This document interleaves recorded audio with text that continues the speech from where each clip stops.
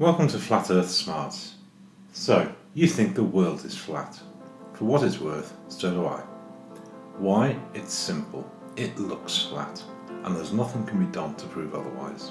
If there was, the scientists would have done it a long time ago.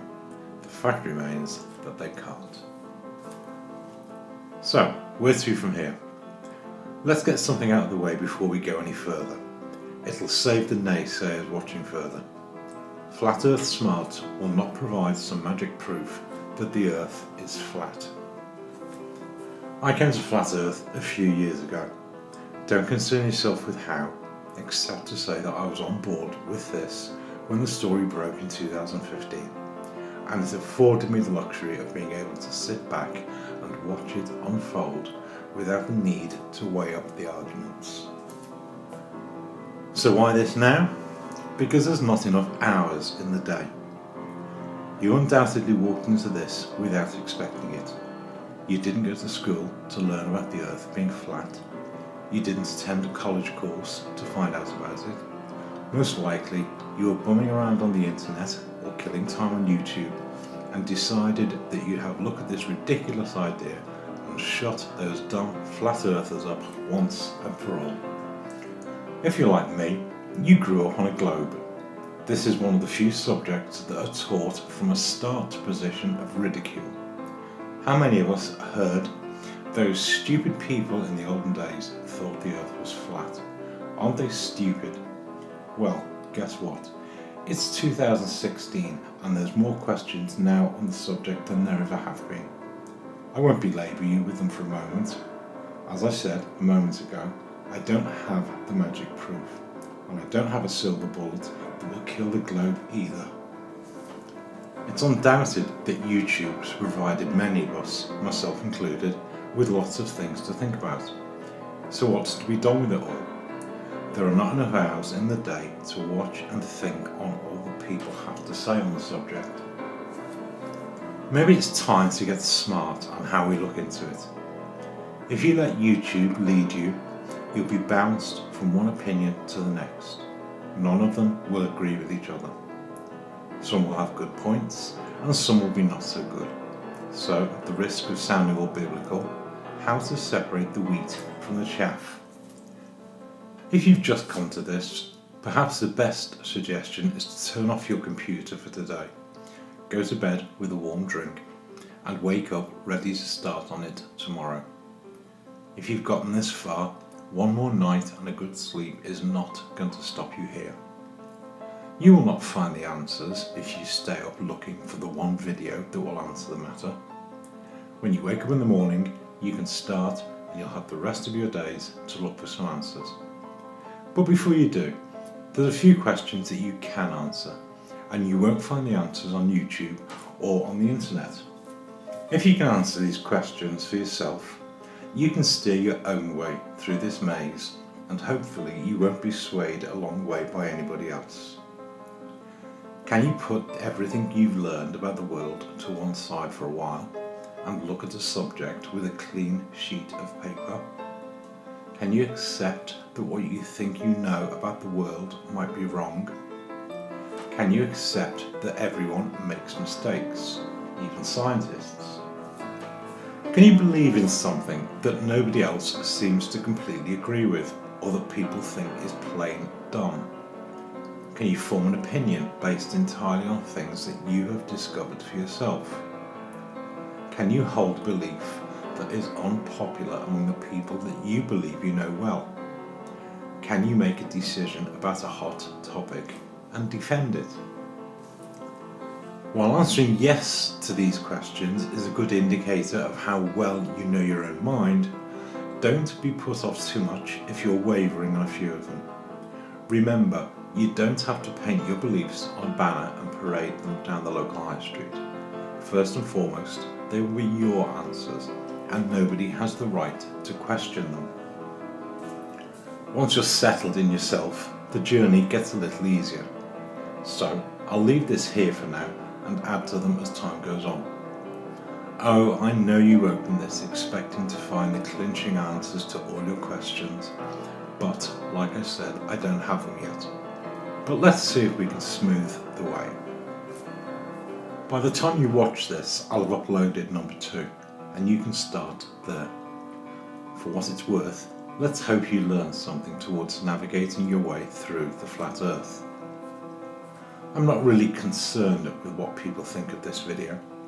If you find it useful, you're welcome. And if you don't, then you spent a couple of minutes listening to some bloke whittering on about nothing important. I'm also not too concerned with what people have to comment on what I've said, but I can't help noticing that some people seem to have an irresistible urge to comment when they watch a video on YouTube. So, for their benefit, I've left the comments running, and I've put my email details at the end too. My name's Adam. Have fun on your journey around the flat earth.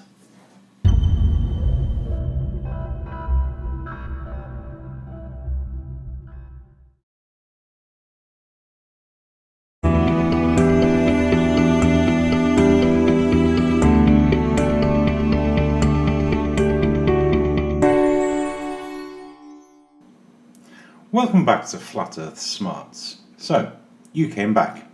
Let's see where we can go from here. For those who've realised that the Earth is flat, the subject usually hits them like a steam train. Lies hit people in different ways, and without doubt, the globe is one of the biggest lies ever told. Once the initial impact has subsided and a few early questions have been gotten out of the way, most of us wanted to tell someone else. If we had figured this out, surely others would want to know too. I'm sure many of us questioned whether we were losing our marbles, even if we only thought so, quietly. Some of us were fortunate enough to get a sensible reception to our news, or that it was accepted with respectful silence. Others have seen the total onslaught that comes from someone who still believes the Earth is a ball.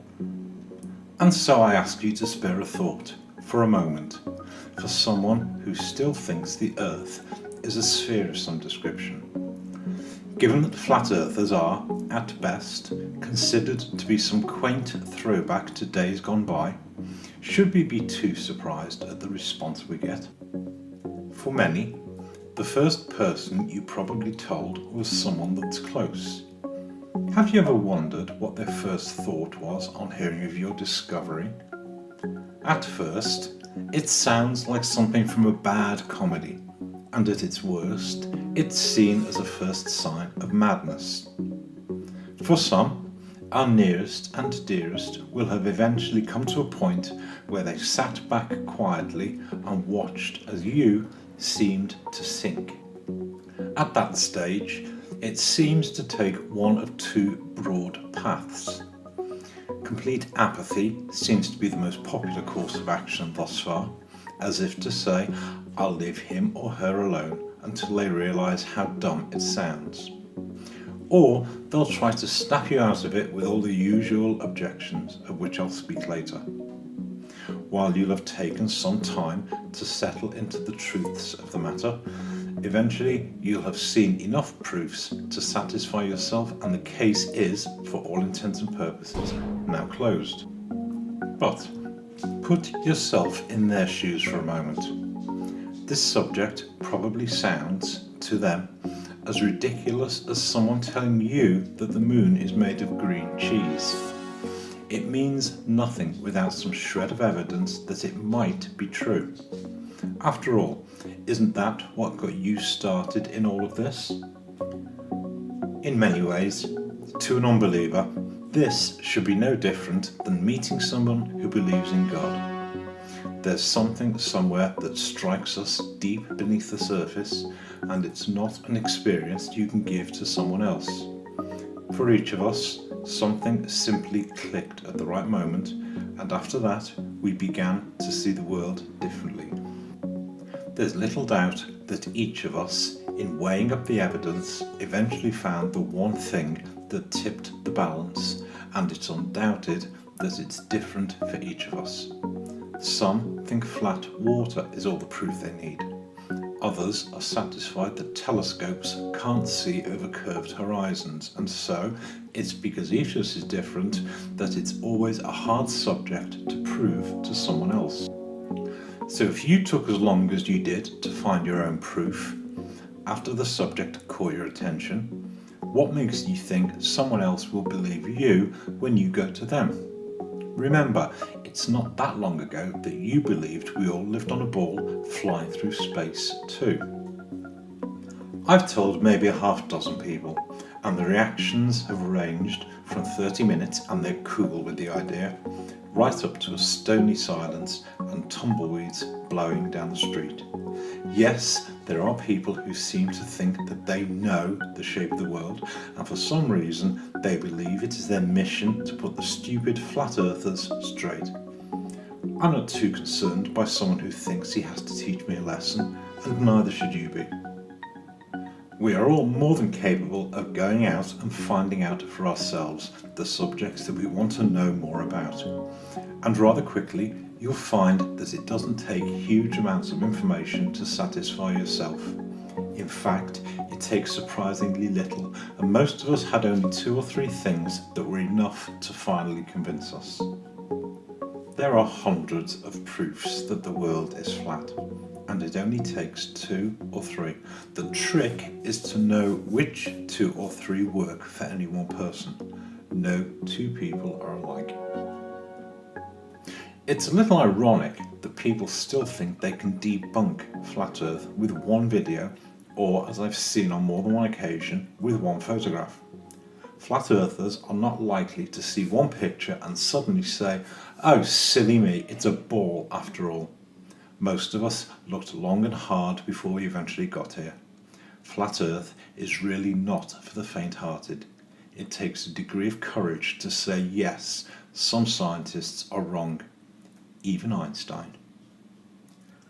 Finally, perhaps, if each of us wants to go tell someone else about this wonderful thing we've discovered, we might be wise to avoid opening a conversation by telling people that they are brainwashed. Nobody likes to be told they're brainwashed, especially the brainwashed, and let us not forget that we were in exactly the same position at some point too. It will be hard for anyone to look at this matter without some reservations. After all, history claims to have sorted this one out centuries ago, depending on who you listen to. There will always be some who will refuse to even look at the subject. They seem to consider themselves above all of this, and you would do well if you simply left them to blow their steam elsewhere. They're normally quite easy to recognise.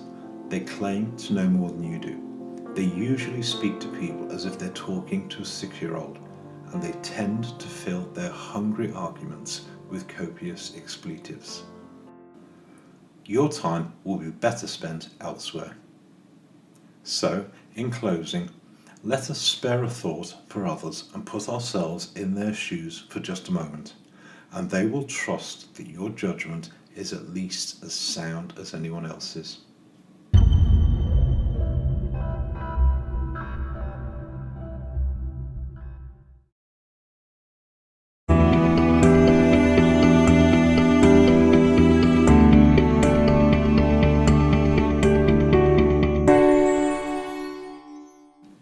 Thank you for coming back to Fat Earth Smarts. So, you've gotten yourself over the initial bump that is Flat Earth, and as you've already seen, there are more questions. So, put your questions to one side for a moment. Flat Earth is not an open and shut case. If it were, you'd have found your answers and would now be happily exploring some other fact of life. Flat Earth is, to some extent, a unique subject. It is also a massive subject that reaches across so many things in this world. If you're looking to find answers that are in any way related to the shape of the Earth, each question starts with a hurdle. How do you ask somebody how the moon works if they think you live on a ball? You'll get the stock answer that it reflects sunlight, and are likely to get little more than that unless you add that you also think the Earth is flat too. So you have to explain your flat Earth thing first then. Provided you don't send people scurrying for cover, you might get a better answer to your moon question. The alternative, and this seems to be the preferred alternative, is to seek all your new flat earth related answers from other flat earthers. That presents you with another set of complications.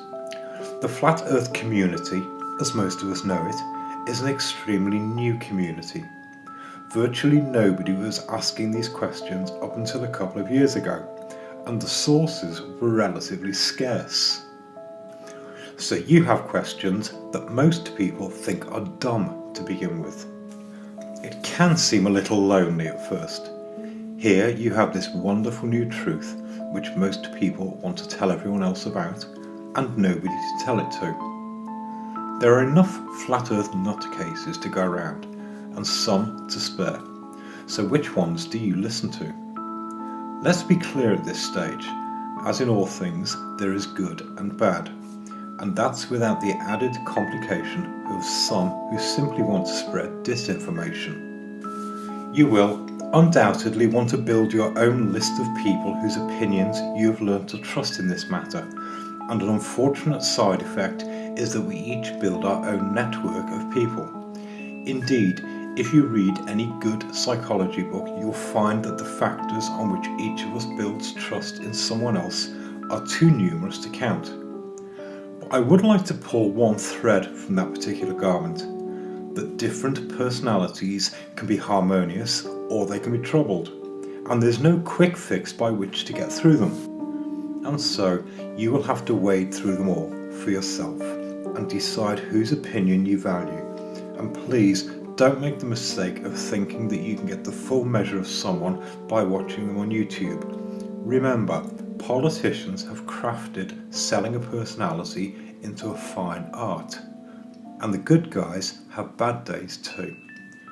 For some reason, Flat Earth has been co-opted into the truth movement, whatever that may be, and with it, people have attached a whole range of attributes and expect everyone to suddenly adopt them without question. Deciding that the Earth is flat does not instantly make you into an honest and upright citizen of the world, although it is granted that most flat earthers can smell the proverbial bull a mile away and don't care to smell it for long. In short, I'm sure there are some liars, murderers, psychopaths, and other dysfunctional personalities who think the world is flat too. One of the more unique qualities of the flat earthers is that they are not intent in finding a leader. The flat earth community, for want of a better phrase, is somewhat organic. Flat Earth does not have a head office or headquarters where great directives are issued and complied with.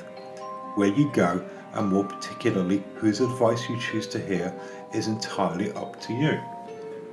Individual reactions range from a non-committal "so what, the Earth is flat" to a more boisterous "get your pitchforks and let's go and burn some space agencies down." Neither will achieve solid results in the long run. As I've said a couple of times, in the first instance, you don't need to go and do anything. Take your time and see who goes where. It's not for any of us to be concerned about who is sleeping with whom, and it's not for us to put anyone in charge of this. It won't take you long to start figuring out who is worth listening to. For my part, I don't put much store in people who hide behind anonymous electronic names. If you put your trust in the arrangement of a few pixels on a screen, you are likely to gather nothing more than a few dots. Yes, this subject does engender a somewhat conspiratorial mindset, but against that, the only alternative is complete anonymity, which is as bad, if not worse. Some prefer to take the opposing view. In other words, they loudly proclaim themselves and all their worth, and expect instant recognition, and, while they can occasionally be a little tiring, I am inclined to give them a little more credibility. Yes, some have chosen to build themselves a career in the Flat Earth community. It's not for us to oppose or endorse them one way or another. There's nothing wrong in making a living doing something you enjoy, and in the right place, they also attract others and bring good things together.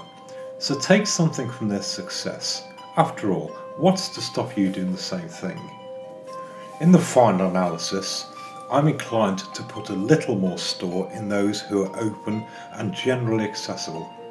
Some of the more recognisable names have been more than open about how you can get in touch with them, and while some have done nothing more than give a few contact details, others have been more than prepared to respond and should be appreciated for their time and effort.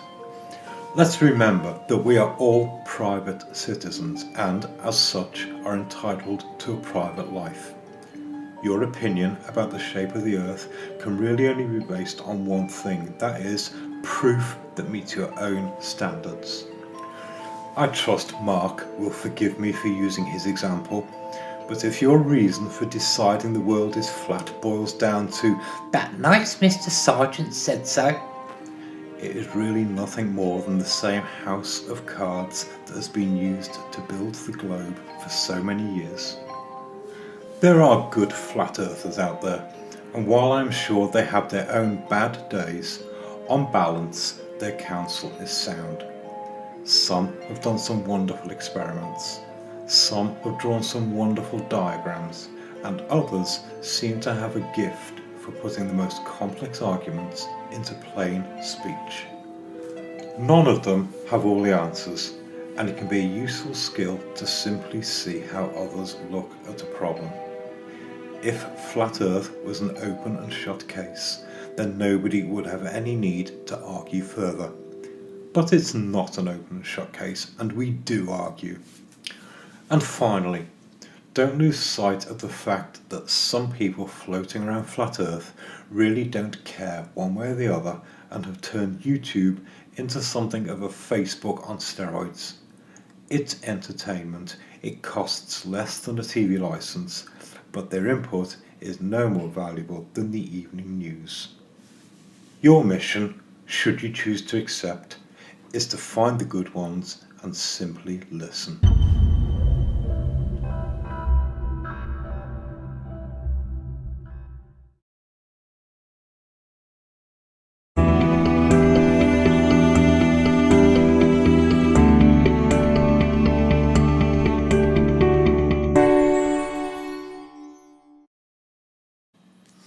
Welcome back.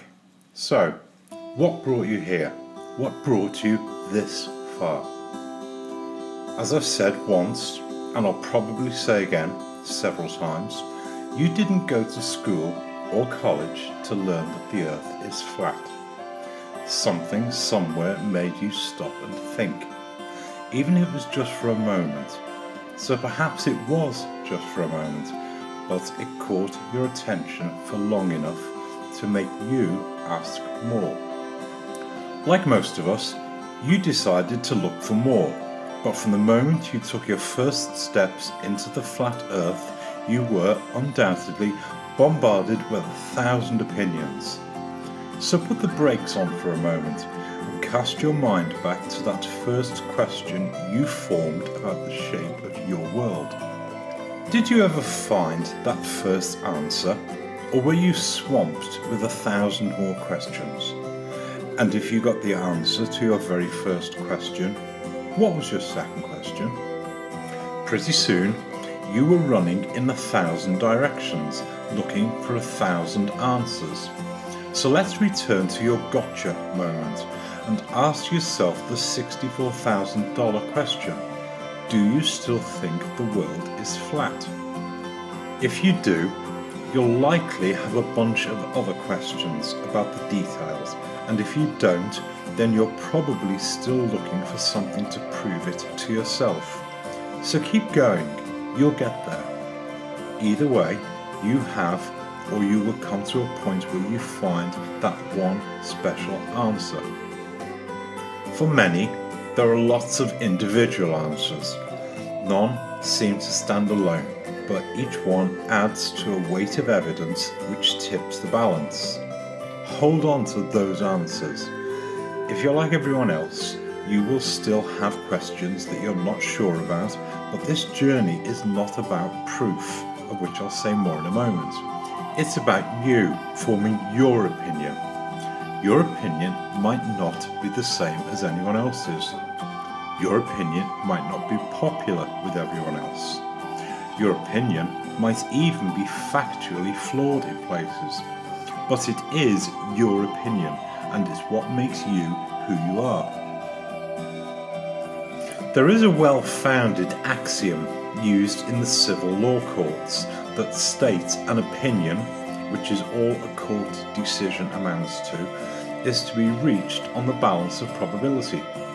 It's different to that of the criminal courts, where an opinion or verdict must be beyond reasonable doubt. The opinions that each of us hold in this matter need amount to nothing more than the civil court opinion and be on the balance of probability. For some reason, best known to the opponents of the flat earth, their standard of proof seems to ask that it is beyond reasonable doubt. Whenever someone claims to debunk flat earth, they demand scientifically verifiable and repeatable proof. To that, I say this is not a court of law. Whatever your opinion be, right here, right now, you don't need to prove it to anyone except yourself. What's more, you have the right to change it again if more evidence comes to light. The courts can be appealed, why shouldn't you? So, for whatever opinion you hold on this matter at this moment in time, simply be settled in the fact that you hold an opinion, period. Do you really think those who believe that we live on a little ball flying through space went out and proved that for themselves? Of course they didn't. So what right do they have to demand you prove anything to them? Just satisfy yourself, that's enough for now. If you reach the stage of holding an opinion, irrespective of whether you think the earth is flat or not, you're probably looking at what to do next. To that, I would say fasten your seatbelt. In short, you're about to discard everything you've been told about the shape of the earth. We all accepted the things we were taught in the past, and generally we didn't question them. But when we did question them, we just used the tools that were handed to us. How many of us went out at night and accepted that the stars we saw were little suns, billions of miles away, that looked like flickering dots in the sky? How many of us accepted that the world was created by some cosmic belch, or that we evolved from sea slime?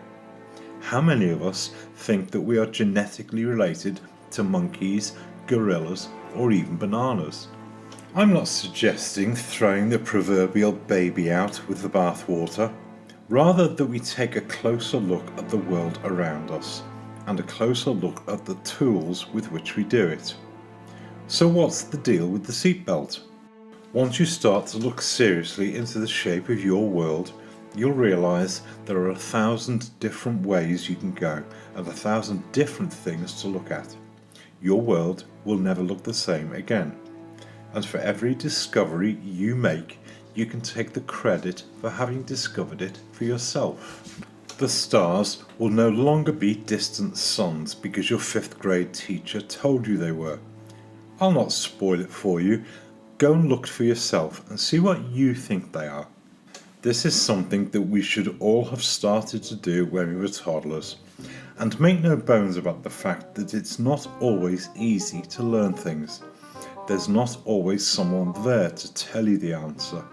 At best, they will tell you their opinion, and we've already seen that it's nothing more than that. Perhaps a good place to start is with deciding which opinions you trust enough to consider. YouTube has attracted some wonderful people, but allied to that, it's also let a few unsavoury characters chime in too. Perhaps it's time to show a little discernment about who and what you listen to. There's more than enough information out there on both sides of the argument, but as in any good court case, it's for you to decide on the credibility of the people and evidence you listen to. I might chip in later with some of the people I've learned to trust, if I think they may help, but in short, this is something each of us must decide for ourselves. I'm just a voice behind a few pictures, and I'm as likely to make mistakes as the next man. If you want to learn something, start building your own collection of people whose opinions you value, and begin there. You deserve the best. Why settle for less? Thanks for watching.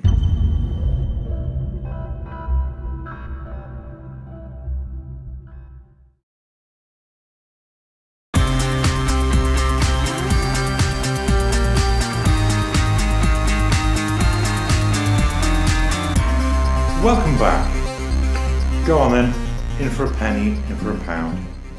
Yes, the flat earth does hunger for want of a map, but given that Mercator's masterpiece wasn't made until the 17th century, and even then it was only done to suit the powers that be, let's not be too harsh on those that have offered something else for the flatties amongst us. It doesn't take much of a search to find hundreds of maps that claim to show what the world looks like, but short of gathering a fleet of ships and a regiment of cartographers, you're not going to make anything amazingly different from those that are already floating around. In the first instance, and while it might not be popular to some of you who are listening to this, the first question is, do we really need a map? When was the last time you got in an aeroplane with a map and found your way to your holiday destination? Beyond having a map to get yourself to the airport and another to get you from the airport to your hotel, you don't really have a clue where you went. The pretty display on the back of the most plane seats only lends to an illusion that the world is a ball. Except for the interminable time you'll have sat on the runway waiting to take off, you spent most of the bulk of your journey up above the clouds. Okay, occasionally you may have had seen the odd speck of land, but while the bulk of intercontinental flights are over the oceans, the only other recognisable scenery you'll have seen was on the approach to the airports for what, 10 minutes? Hardly enough time to go mapping the world as you go. This really only matters for those who would like something on which to build their view of the world. No, you don't need a map, but it's a nice thing to have. Like most people, I'm pretty lazy when it comes to the mundane things of life. After all, why keep a dog and bark yourself? No, I'm not about to map the world, but between all those who've attempted to do so, there should be a fairly good idea of what's out there. So, step one is to make a great big pile of all the maps you can find and fish out the rubbish. It makes the pile smaller before going any further. I found that all maps fall into one of two broad categories: circular maps with the North Pole in the middle, and squarish maps with the North Pole at one of the edges or corners. But before we go any further, I ask you to consider one thing: the sense of scale that's needed when thinking about the maps of the world. I'll use one familiar layout for a moment, as that's all we need at this stage. If we take any of the circular maps with the North Pole at the middle, the world is essentially a disk with a diameter of about 25,000 miles and given an approximate surface area of about 490,000 square miles. Yes, the surface area is about 2.5 times that of the globe, but the extra is mostly oceans and ice. Going upwards, commercial aircraft are limited to 45,000 feet, or about 8.5 miles. The Concorde topped out at 11 miles, military aircraft fly a little higher, and the International Space Station claims to orbit up to 260 miles. I'll use this map for a moment as it's one of the clearest. This little gap between Canada and Greenland is called the Davis Strait. In reality, it's 190 miles wide, so we can realistically scale 260 miles above the same map that would represent the height at which the ISS claims to orbit. If we draw the surface of the Earth to scale, this little line represents 200 miles. So the blue circle shows how high above the surface 260 miles would be. It's approximately half the width of the Davis Strait again, and shows how high the ISS flies. So the total envelope of airspace in which we are free to fly around and look at the world is this grey area. Any mapping of the world would need to be made from within this envelope. It would be like walking into a room with an extremely low ceiling and trying to see what the whole room looked like from a single standpoint. Or, more realistically, it would be like trying to see the whole room while standing in the pile of a thick carpet. It's realistically impossible. You can try the same thing yourself with any of the maps that claim to show pictures of the world, including the globe itself.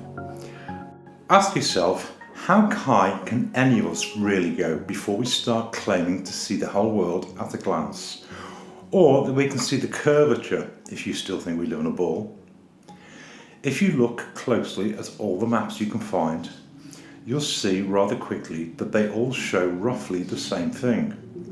Yes, some have bits missing, like islands, or in some cases the poles themselves, and others have variously squished the sizes of certain continents to make their own bigger than others. Yes, some men really do have a thing about size, but that's not for us to worry about for now. The two main contenders in this battle are the circular maps that have the North Pole at the middle, and the square maps that have the poles at one of the edges or corners. Samuel Rowbottom is not the only person to have made a flat circular map of the world. The circular maps include Alex Gleason's map from 1892, the Hans Age map that was made in 1943, and of course the United Nations flag that was made in the late 1940s, and this old French map that still has New Zealand attached to Antarctica. This layout has been known for centuries.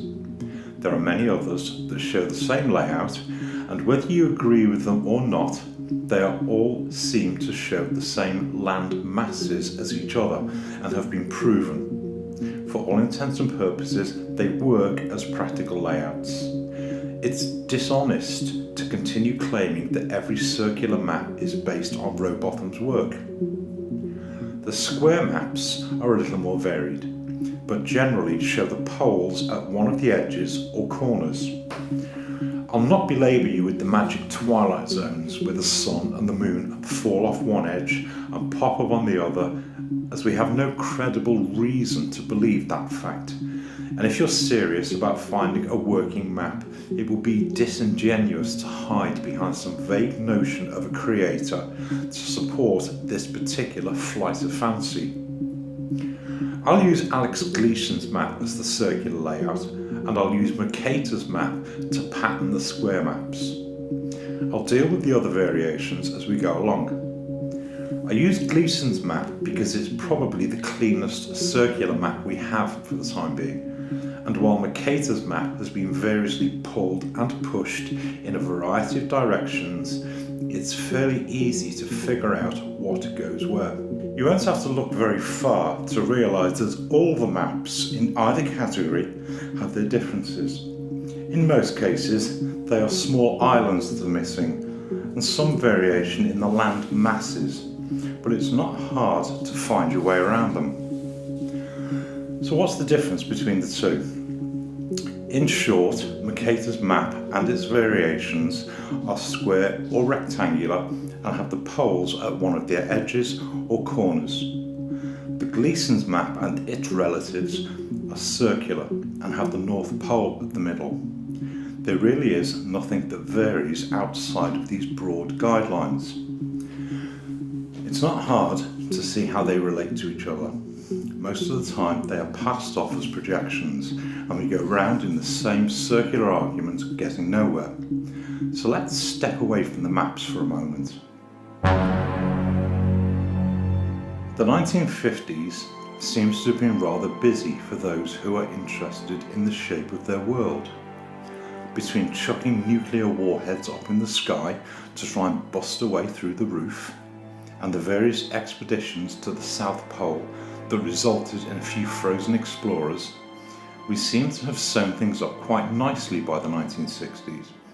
And by the end of the next decade, we seem to have answered the problems with the roof by telling people that we sent a few guys to the moon. There was perhaps one small wrinkle in the plan though. Kept away from the roof and the edges, the only flaw might be the North Pole. By the 1950s, it was considered to be a done deal. It had been explored several times, and aside from a few polar bears and a ton of snow, there wasn't much up there to see. Even Father Christmas had migrated to Lapland and was nicely tucked up out of the way with his elves. But the North Pole might still give the game away, especially as air travel was becoming easier. So what's so important up there that we might want to see? A cursory look at most world maps seems to suggest that there's nothing up there but water, and lots of it. Perhaps the explorers had paddled their way up there. So how did they stop anyone else sticking their noses in? Let's go back and see what they were up to. By the mid-1950s, the prevailing worry was that those pesky Russians might start lobbing missiles over the North Pole into Canada and the US, and to combat their formidable enemy, the Americans decided to build a great defence line called the Dew Line, from which they could see incoming missiles, real or imagined. The Dew Line runs from the extreme western limit of the US at the Bering Strait, across the top of Canada just below the Arctic Circle to the eastern coast, then over the Davis Strait to Greenland. A nice long line across the top of the northern hemisphere. So, to return to our mapping puzzle, where would the Dew Line be on a flat map? Any map where Canada is not facing Russia makes the Dew Line entirely pointless. In every case, it renders the square maps pointless, excepting those that use the Twilight Zone argument, which would need everyone to rely on falling off one side, missiles and all, and popping back up on the other side in the same instant. The only layout that works for a map of the world, to include the Dew Line, is to have a circular map on which Canada and Russia face each other across the North Pole. Of course, it would be dishonest if I didn't bring the globe back into the picture as an alternative layout, but it seems that the only workable layouts are on the circular maps, or it's back to the globe again. The big question for you to answer is, if the circular map and the globe share the same thing, the only difference is that one of them has a curved surface and the other is flat.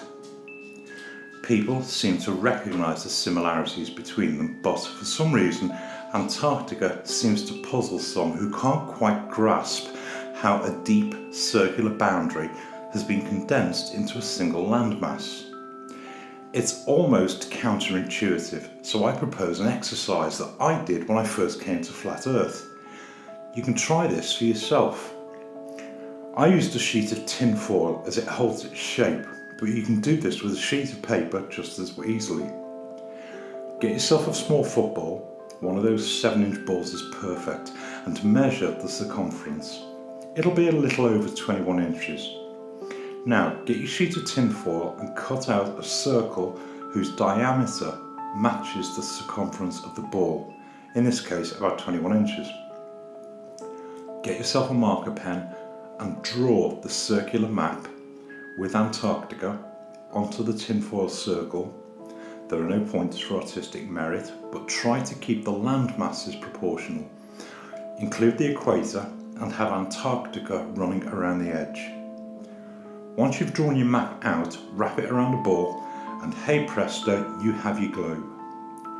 You'll see that you really only need to scrunch up the southern hemisphere to turn a flat, circular map into a globe, and Antarctica comes together nicely as a single landmass at the bottom. The circular maps are not that much different from the globe, except that one of them is flat and the other is spherical. If you are honest with your layout, you'll see that the equator still runs around the centre of the sphere, and that most of the northern hemisphere matches any other globe. The only real difference is in the southern hemisphere, where the land masses will have been reduced a little bit, but since most of the southern hemisphere is made up of oceans, nobody could really tell the difference in real life. For what it's worth, I'm content that the dew line disproves all of the maps that have the North Pole at one of its edges or corners. So we are really reduced to one of two models: the circular layout or the globe. You decide. And while you do so, I've got something else you might like to consider. For anyone who's seen the numerous broadcasts by the space agencies, especially NASA, you'll probably recognise this diagram. It's usually displayed at the front of the mission control room during the missions themselves. Specifically, I'd like to take a look at the ground track of the spaceship. For many years, I was content with the assertion that it showed the ground track of a rocket flying in a straight line around the Earth. But after buying a globe and tracing the path, it was fairly easy to see that the path was anything but a straight line. If you watch the track from takeoff in Florida on a globe, it flies northeast up towards Britain, then flies southeast over Europe and down under Australia before flying northeast back up to the US. What's it doing flying all the way up past England, then down to Australia? Sightseeing? You can trace that path on a globe as many times as you want. It will never project a straight line. But suppose the Earth to be flat and the circular layout is used. The standard globe model has the Earth divided north to south by 36 longitude lines. Each of them are 10 degrees apart. The meridian line is at Greenwich in London. And if we transfer the same 36 lines onto a circular map, each line runs from the North Pole to Antarctica. The equator makes a good reference point between the two models. Back in globe land, suppose we measure each point on the space shuttle's path as it crosses each line of longitude. We can then measure how far each point is from the North Pole and transfer it onto a circular map, so we are showing the same path on both maps. You'll notice that the path on the flat circular map is largely circular. It's a standard orbit or holding pattern for any intercontinental flight. I suggest that any spaceship that is claiming to be orbiting is simply flying around in circles above us. You can try this with any path over the globe. You might surprise yourself how easily they move from one map to the other. Now you can see the same path shown on a square map and on a circular map. You ask yourself which one seems the most likely. I came across that little anomaly when I first came to Flat Earth, and it was only when I stumbled upon a gentleman who was asking NASA about the wiggly flight path around the globe. The gentleman at NASA seems to have been so evasive that I thought on the problem in a little more detail. In other words, suppose for a moment that the Earth was flat and circular, would the path make more sense? Alex Gleason's map is by no means the only circular map that can be used to model a flat Earth. Anyone looking at circular flat maps can see that the layout is constant between all of them, so it's unlikely that any of them are grossly wrong. The only reason for favouring the Gleason layout is that it's a fairly clean diagram, but any individual choice is yours to make. There's one final point I'd like to make. While Antarctica seems to present enough problems in itself, especially since nobody has been down there to see it for themselves, the North Pole is suspiciously quiet. Anyone who's taken a cursory look at the matter knows that the geographic North Pole is not the same as the magnetic pole. The geographic pole is somewhere high in Greenland, and most maps of the world show the North Pole to be nothing but Arctic Ocean. Aside from some vague history of expeditions there during the last century, we don't really know much about it, but there is a clue that most of us have probably already heard but generally dismissed.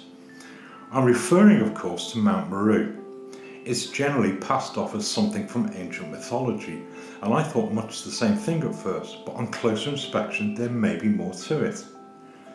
The Flatwater Flat Earth Channel did a wonderful programme about the Arctic Treaty, in which he managed to trace some 17th century writings between John Dee and Gerardus Mercator.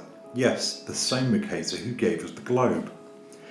In amongst the writings there are references to what exists up there, and a number of maps including this one. As I said a moment ago, much of this seems to have been chalked up to mythology, but a closer look reveals that the continents surrounding the North Pole are those that most of us will still recognise today. Specifically Asia, America, Greenland, and even the northern parts of Britain, Scotland and Iceland. While Mercator seems to be viewed with contempt among most flat earthers, it is worth noting that he was a cartographer by profession. I find it hard to believe that his maps of the North Pole are some figment of his imagination for a number of reasons. The magnetic lodestone, which is Mount Meru, offers a perfect explanation for the magnetic pole of the world. It is the only credible alternative to the liquid iron core that keeps shifting, so we're told that we should only use GPS to navigate. Mercator's North Pole also shows the incoming waters that rise to 4 heads that are corroborated by the biblical account in Genesis. Let's remember that the Bible was only translated into German, Mercator's home language, in the middle of the 16th century, and so it's unlikely that he took his rivers from that source. Given that the prime meridian now runs directly through London and Paris, you'll see that on Mercator's map it falls some 20 degrees west of its present location. It doesn't take much skill to overlay Mercator's map of the North Pole over the Gleason layout and rotate it back so that the prime meridian and the continents of Asia, now Russian territory, and America match. The net result is a more complete map of the land masses and a North Pole on a flat circular world. I've taken the liberty of retracing the layout to make a single map of the land masses and to provide a single reference that might be used until something better is created. I've also added one more inclusion from the Gleason map because I've not noticed it anywhere else. In the bottom right hand corner of his map, Alex Gleason notes that during the December solstice, when the sun is at its most southerly point, there is no sunlight beyond 80 degrees south, and so everything beyond that point is in perpetual twilight. I've shaded the map accordingly. See what you think of it.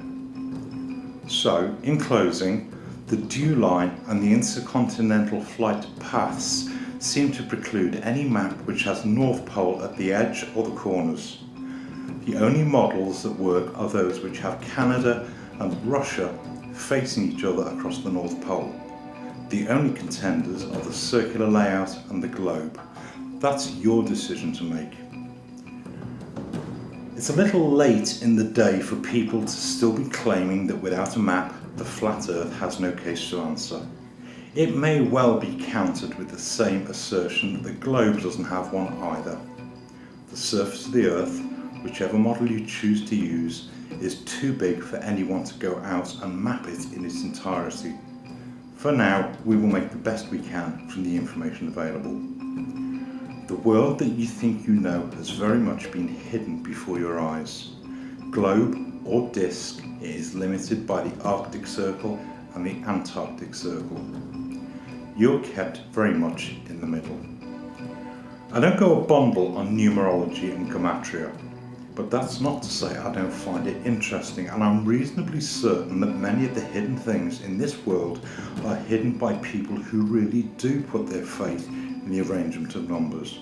So, to that, let me add an observation that while many noticed that the tropics of Cancer and Capricorn are at 66.6 degrees from the mapped poles, it's also worth noticing that the Arctic and Antarctic circles are at a very precise 66.33 degrees from the equator.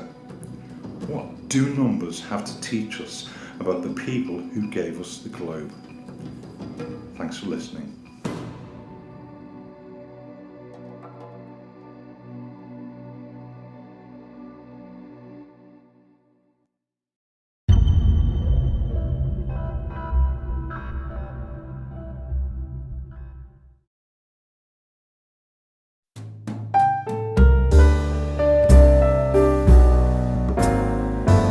Welcome back again. I've got a puzzle for you. Most of us are reasonably happy with the answers we have so far. The flat Earth seems to be holding up well, so I ask you to think back to the globe for a moment. The Sun has been set rather nicely at the centre of the solar system, and its path between the tropics of Cancer and Capricorn has been accommodated by tilting the Earth's axis relative to the Sun. Once a year, regular as clockwork, the Sun seems to move from one to the other and back again. So let's turn our thoughts to its partner in the sky, the Moon. Again, it appears most nights, and we take it for granted that it does what it does. So I have a question for you. How fast does the Moon travel around the Earth? Most of us have lived with the commonly held belief that it takes about 28 days, and it seems about right. We've all heard about the lunar month, and it seems like a good idea, but when did you last take a good long look at the Moon? Most people think that the Moon takes a month to travel around the Earth, and that it travels west to east. After all, each night it's further east than the night before. But rather than checking from one night to the next, how about going out and watching it for a couple of hours in one night? Do you notice something? Yep, it's going the other way. The Moon actually goes round the Earth in a little over 25 hours, slightly longer than a solar day, and so it seems to lag behind the Sun. We've all heard the old stories about the tortoise and the hare used to describe how one is slower than the other. So the appearance that the Moon is travelling in the opposite direction to the Sun only occurs when we're too impatient to watch the Moon for a few hours. Alright so far? Here's the kicker. The Moon also travels from Cancer to Capricorn and back again, but it does so in 1 month. Yeah, go and take a closer look. Did you ever wonder why the Moon moves north and south over the month and then comes back again? It's kinda smart, but let's not let it slip under the radar. If you've gotten your head around flat Earth, this shouldn't faze you too much. It really is no different to what we know of the Sun's movement, except that it does it every month rather than once a year. Give this one to the Globers and see what they make of it. They're still not sure where the Moon came from, so don't hold your breath, but from a global point of view, it looks like this. By the space of 1 month, the Moon moves from here to here and back again. Don't take my word for it, go check it for yourself. If you go to timeanddate.com and step through the day by the hour, you'll see it for yourself. It's slightly slower than the Sun. You can then watch it over the next month and you'll know where it's going from day to day. Once you see how fast the Moon moves around the Earth, the moon phases reflecting sunlight are senseless. For the globe, the Moon mimics the movement of the Sun, and there's a big difference. The movement of the Sun is claimed to be caused by the tilt of the axis of the globe relative to the Sun. The Moon has no such claim to rely on. Any claim that the tides affect the moon mean nothing to any of this. There is no correlation between the tides and the tropics.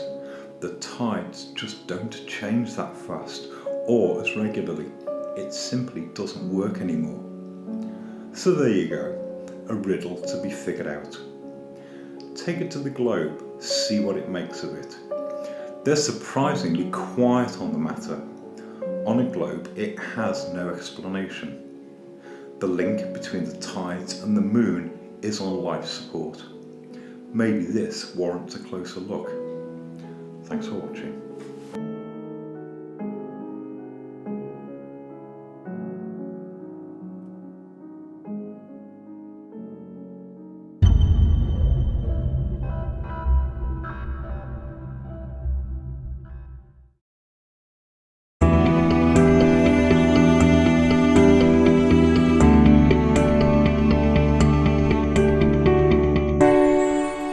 Welcome back to Flat Earth's Marks. Let's take a moment and have a look at another side of Flat Earth. The title has nothing to do with bad language, although it is perhaps worth thinking on for a moment. It's not really for any of us to call someone out about their use of bad language. I come from a decidedly working class background. Some of you may even hear the hint of an accent in my speech, so I'm not particularly bothered by other people's use of bad language. At times, and used in the right context, the odd curse word can be extremely effective, but if we believe we have something to say to others, should we not bear in mind that they might not be so understanding? That's okay as far as personal taste goes. But if they take exception to your words, how likely are they to listen or to present what you say to someone else? I'll spare you the "think of the children" plea, but how many people would present a well-reasoned argument by a guy who tells us that their opponents are effing retards? How important is it to you that the things you have carefully crafted into a fine argument are then heard and understood by as many people as possible?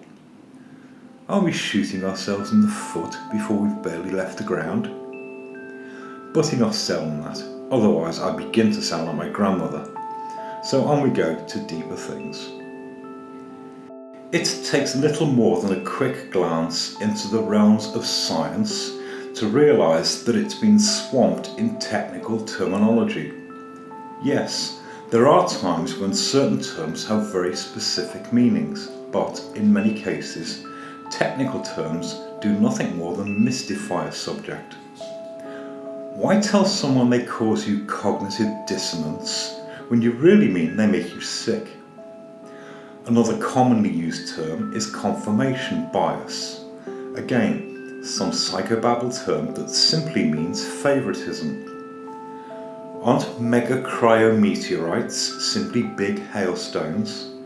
And isn't Gegenschein just moonlight? Let alone the fact that it's not even an English word. For our communication to be effective, it needs to be understandable. If we want to convey our thoughts and ideas to someone else, why do we not say so simply? 21st century humanity seems to be suffering from a chronic case of big word disease, and one wonders why we should use one syllable if three might make us sound clever. To borrow a sentiment from my grandmother, it's not big and it's not clever. There's something else that we seem quite happy to do, and that is to abbreviate things or to use initials to the point that one needs a dictionary to follow a conversation. I really don't want to turn this into a NASA bashing. I think they've done that quite well enough for themselves without me adding to it.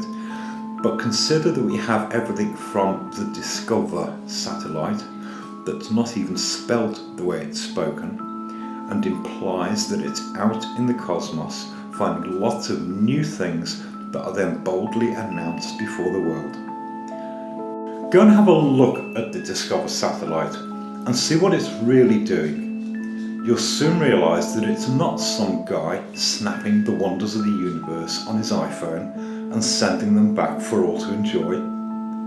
At best, it sends a bunch of metadata back down to the guys on the ground, and they turn it into something straight out of Photoshop, depending on how they choose to interpret it on the day. And I'll spare you the various translations of the word NASA. Take a cursory look around. You'll find it. Then ask yourself why an organisation, spoken of in glowing terms, chooses a name for itself from an old Aramaic word meaning deception. Perhaps a little more chilling is the fact that the Vatican spends a considerable portion of its wealth to sit on top of Mount Graham in Arizona inside a giant telescope called Lucifer. What are they thinking? A third problem seems to lie in the fact that we are apt to overuse some words to the point that their meanings are robbed of their value. Two that spring to mind are the words dome and firmament, which at present are used often and interchangeably when they are really two different concepts. If you go and take a closer look at both of those words, it may help to avoid some of the confusion about the roof above this world. A third word that seems to have sprung back to life is the word sinusoidal, that all too many people seem happy to use to describe every wavy line that suits their argument, and as if to lend some authority to what they say. The word sinusoidal is simply a mathematical term. It describes a wavy line on a particular type of graph, and not every wavy line is sinusoidal. So why don't we stop using these words when they're wrong? In most cases, they're simply nonsense. And so, in closing, perhaps we could be a little wiser about the use of words in our language and consider what they really convey to the person who hears them. It pleases me to think that what I say should be heard by as many people as possible, and so why would I express the things I say in terms that people can't understand or that some people simply find offensive? Next time you listen to someone's explanation of the world around you, consider also the nature of the words they're using. A closer look might yield better results from the meanings of some of the words they use. Thanks for listening.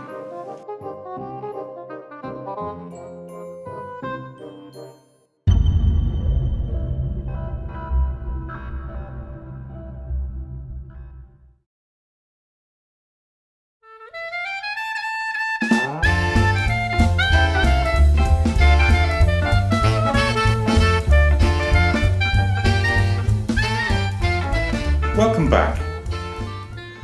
There is a word that for some makes the hairs on the back of their neck stand on end. It shocks some people and has others reaching for the first chance to change the subject and talk about something else. I'm speaking of numbers, one of the few subjects that some people run from at the first opportunity. I delayed opening this subject for a moment because there are some who think they have a psychological blind spot when they see numbers. It has very little to do with mathematics being complicated. Most people who have an aversion to mathematics have usually been told at some point in their lives that they will never understand it and that they are in some way psychologically incapable of grasping it, or they have some blind spot for numbers. It's generally done by someone like a maths teacher who should know better, and in a word, they're talking nonsense. Anyone who is capable of going to the local shops to buy something and is able to pay for those goods and check their change does not have an aversion to numbers. Real number blindness is incredibly rare. Average day-to-day mathematics is not complicated, and as I've said, anyone who tells you that it is talks nonsense. Basic mathematics is no harder to understand than simple grammar, but for some reason best known to some of the teachers of this world, mathematics has been mystified and some sacred art only to be understood by a chosen few. And so we return to the flat earth. You don't need any complicated numbers to understand the essentials of flat earth. In fact, there is really only one calculation that's needed, and it's not a hard one. I speak, of course, to the curvature calculation. Never before has there been such controversy over one mathematical argument. The calculation for the curvature on a globe really is a simple one. That if the Earth were a globe with a circumference of 25,000 miles, and you stood anywhere on that globe, the drop below your eye level can be calculated by squaring the number of miles to an object and multiplying the answer by 8 inches. It will give you the drop in inches, and if you divide the inches by 12, it will give the answer in feet. It really is that simple. For some reason, people are not satisfied that the matter is that straightforward, and variously try to use trigonometry, which is generally used for working with small, precise numbers and only serves to complicate answers that then need to be rounded out. It's totally unnecessary for the purposes of calculating the drop on a globe. Others, for some reason, hark back to the fact that Samuel Rowbotham used the calculation when he published his book, Earth Not a Globe, in the middle of the 19th century, and as if to say it was a long time ago, so it can't be correct. So let's dispel a few myths. First and foremost, the truth doesn't have a shelf life. The calculations for curvature haven't changed over time, although various scientists have sought to muddy the waters by variously claiming that the Earth is not a sphere, but an oblate hemorrhoid or some other pear shape. I'll address those matters later. Others have occasionally sought to discredit Rowbotham in an attempt to discredit the calculation, as if to say he was a Freemason, so his maths must be wrong. So for the record, let's clear the matter up. In the late 19th century, Samuel Rowbotham used the familiar calculation as it was provided to him by the Encyclopaedia Britannica. It has been variously restated by subsequent authors right up until the 1960s, when the flat Earth seemed to drop from the radar for a while after the space adventures of the time. The Encyclopaedia Britannica quoted the calculation in an item called levelling, that by squaring the number of miles and multiplying the result by 8 inches, you'll get the drop below eye level. The same calculation is cited by countless other reputable publications of the time too. There has been something of a recent contender in this particular argument, where some have suggested that the fall in distance should actually be even more pronounced. Unfortunately, this recent edition seems to miss a rather glaring error.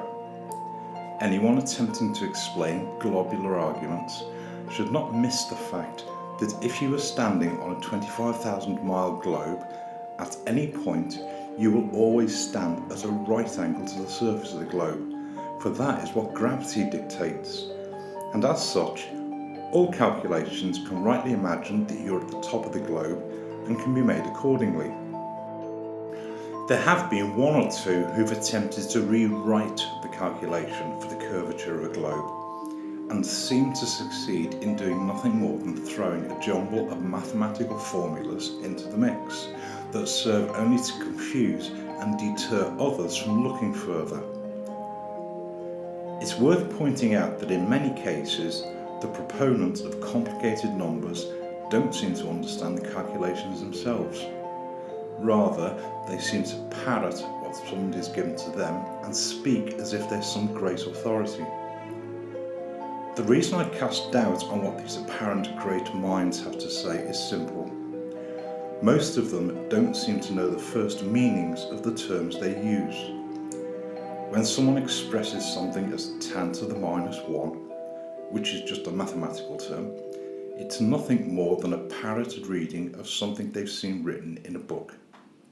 Anyone who truly understands those formulas would, in the first instance, speak of them in plain language.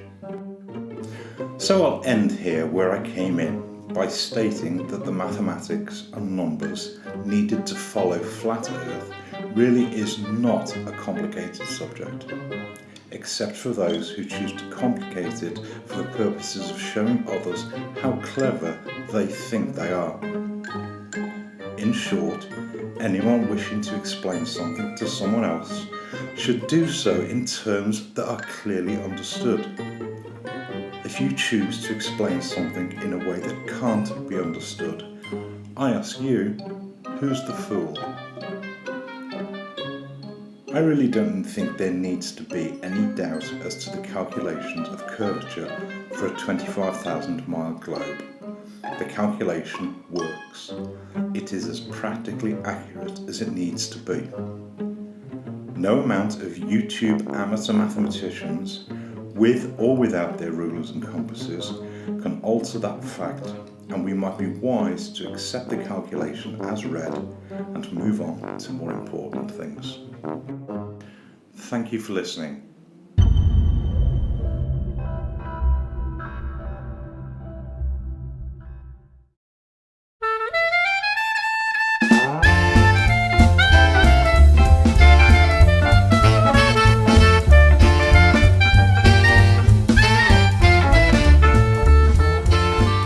Welcome back. It looks like this mapping puzzle is not going to go away. The objection that is regularly thrown at flat earthers is that without a map, there's no case to answer. And I recall saying some time ago that we don't need a map, but it's a nice thing to have. So let's try and pick this up where we left off. For those of you who've listened so far, you may recall that back in episode 6, I showed why I thought the flat circular layout provided the only realistic alternative to the globe. The dew line that was built across the top of Canada seems to preclude all the flat Earth maps that have the North Pole at the edge or at one of the corners. I also recall saying that I've seen no credible evidence for the giant waffle that needs everything to fall off one edge, missiles and all, and pop back up on the other edge. So I'm inclined to dispose of the giant waffle post-haste and move on to more important things. The story so far seems to suggest that the only real layouts that might work are the flat circular maps, or it's back to the globe again. They seem to show the same thing, except that one of them has a curved surface and the other is flat. There are hundreds of reasons to believe that the surface is flat, and each of us have preferences about which ones are sufficient to prove it ourselves. Most people seem to like Alex Gleason's layout, and once you get past the pointless objections about spelling mistakes, it's fairly easy to see what goes where. But let's be clear here. There are dozens of maps that claim to show what the Earth looks like. The United Nations map and its various spin-off agencies was designed in 1948. The Hammond's age map that was made in 1943. Alex Gleason's map was made in 1892. Samuel Rowbottom's layout was made in the 1860s. And this French map was made in 1781. There's even this Oriental map that's claimed to date back to the 10th century. From time to time, other maps also seem to pop up, showing the same layout beyond the Antarctic Circle. And while some also claim to show more land beyond the Antarctic Circle, it's hard to give them any credibility beyond some wishful thinking. The limits of the Antarctic really are as far as we can go for the time being. It seems that the world that's bounded by the Antarctic Circle shows a fairly consistent layout, but there are one or two things that need looking at a bit more closely. I'm going to use Alex Gleason's map again as a start point because it's a fairly clean map, but it contains a lot of additional information that I don't really need for the moment. So let's see if we can simplify things. Alex Gleason's map is claimed to have been created as the basis for a timekeeping device that he patented at the end of the 19th century. And while it's an interesting proposition in itself, we really only need the mapped land masses for the purposes of building a map of the world. Most people recognise it as it stands, but let's see if we can clean it up a bit more. The first thing is to trim the extras away for a moment and rotate the map so that the prime meridian runs down from the middle. For anyone who can't hear an accent, I live in the UK and I've grown accustomed to working with the map this way around, but you can turn it any way that suits your purposes. To simplify things further, I've retraced the layout so that we can concentrate on the land masses and add the bits we need as we go along. It shows the land masses that most of us recognise, with the Antarctic running around the outside edge and the North Pole at the middle. I've also taken the liberty of putting Mount Meru back at the North Pole and based on Mercator's map as an alternative to the blank, empty space that the globe seems to suggest. One of the ways by which the detractors seem to explain this layout away is to claim that it's nothing more than a projection of the globe. If you believe that the world is flat, I would suggest that it's really what Alex Gleason states it to be. It shows the world as it is, and that in reality it is the globe which is a projection of the flat circular world. This layout does still present us with a few problems though. Specifically, that some of the distances still seem to be off, and perhaps some of the land masses are not quite where we think they are. I suppose the first place to start is to take a closer look at the scale. If we go to the bottom of Alex Gleason's map, there's a scale that most of us have seen, but not really thought about too closely. Nowadays, most people seem content to accept the metric unit of kilometres as their basis for measuring distances, but they're a fairly modern contrivance, and hopefully most of you still have a working sense of miles. Alex Gleason's map shows two scales, side by side, using nautical miles and English or land miles. Nautical miles are generally used for navigation at sea or in the air, and need not concern us too much here, except to say that they are built on the globular model that used the stars to navigate out in the oceans where there were no recognisable points of reference. Modern GPS seems to have done away with much of that, although any good navigator will understand the difference. Nautical miles also work well for the globular model, which uses units that are multiples of 60, that work well with circles but are not much use anywhere else. If we look a little closer at the scale, you'll find that there are 60 nautical miles for each circular degree, and is convenient only because the degrees on any circle are subdivided into 60ths, and the units work well together. All circles are divided into 360 degrees. Take a look at any protractor and you'll see that they're all the same. The scale on Alex Gleason's map shows that each degree on the map corresponds to 60 nautical miles, but a closer look shows that 60 nautical miles is the same as 69 land miles, with which most of us are reasonably familiar. So each degree on the map is equivalent to 69 miles. I'm going to work with land miles as it's something that most of us are familiar with, and most of us could go out and get some sense of how big a land mile really is. There are many circles on Alex Gleason's map, but there are only two places on the layout where we can define a scaled circle around which we could measure out 360 degrees, around the edge and around the equator. Using the scale on his map, 360 degrees, where each degree is 69 miles long, would give us a circle that measures 24,840 miles. Is that figure ring any bells? It should do. For all practical purposes, it's the length of the equator around the globe. I don't want to get too waylaid with numbers for a moment, as it seems to put some people off. I'll ask you to accept my numbers for a moment, as I'm more concerned to give an overview of what they might really mean, and I'll show the number sheets at the very end for those who'd like to see them in more closely. I'm not one for coincidences, so if the length of the equator on the flat circular layout is the same as the globe, we might be heading in the right direction. Let's see where they go.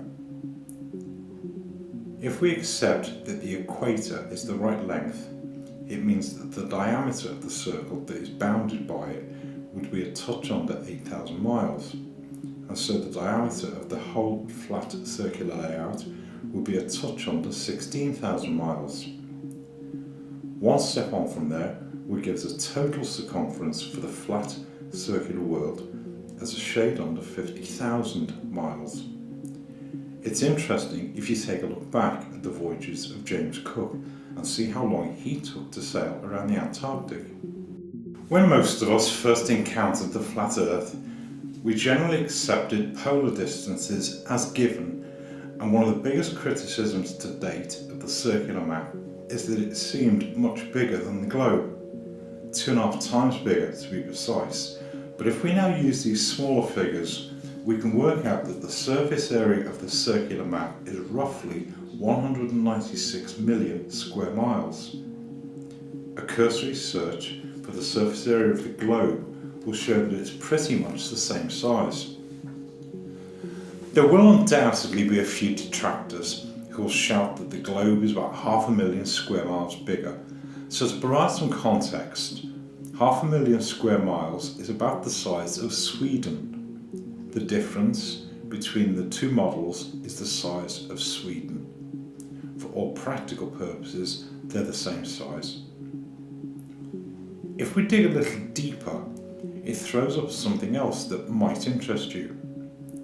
On a flat circular map, the Arctic Circle and the Antarctic Circle are both a touch over 66 degrees from the equator, areas that the likes of you and me are unlikely to ever visit, but it gives us a band around the edge and around the North Pole that is off limits. If we take the total surface area and subtract the central section that is bounded by the Antarctic Circle, it shows that the area outside the Antarctic Circle covers some 48 million square miles, and with the Arctic covering a further 3.5 million, it means that of the total surface area of the world, there is a little over 26% that's off limits to you and to me. That is 1/4 of your world that is out of bounds, but with a globe that seems to suggest that it's just some chilly little zone at the top and one at the bottom. So I ask a question: how much of your world do you really know? It seems almost incredible that so much of the world could be hidden before your eyes, but it might not be as hard as it first appears. By whatever means the flat circular world was hidden, we have to acknowledge that it was done with some considerable thought, and that many of the great minds of this world have not so much lied as they've massaged the truth. The countries that are spread around the world certainly exist, so the globe can't be a complete fabrication, rather that the truth has been pulled and pushed to fit their model. Pressing on, if the surface area of the flat circular world is the same as that of the globe, why do some of the distances seem so wide of the mark? Surely they can't be that wrong. In truth, I'm not sure they are that wrong. I just don't think we always look as close as we should. We base our sense of scale on the figures we're given, rather than what they might really be. So let's see if we can tighten things up a bit more. If we accept that the surface area is pretty much on the mark. The only difference is the placement of the land masses themselves. We can keep the equator where it is on the flat circular world. That seems to measure up for the time being. But I invite you to think back to episode 6 for a moment and recall the exercise where I drew the circular map, then wrapped it around a ball. Keep that idea in mind for a moment and take another look at the globe. For the sake of familiar terminology, let's stick with calling everything inside the equator as the northern hemisphere and everything outside of it to be the southern hemisphere. The globe is just a ball whose circumference matches the equator, so the top half will be the northern hemisphere and the bottom half will be the southern hemisphere. If we take the northern hemisphere on a flat map and use it to cover the top half of the ball, everything would have to expand. And if we took the southern hemisphere from the flat map and wrapped it around the bottom half of the ball, everything would necessarily shrink. In a nutshell, turning the flat circular map into a globe means expanding the northern hemisphere land masses and shrinking those that are in the southern hemisphere.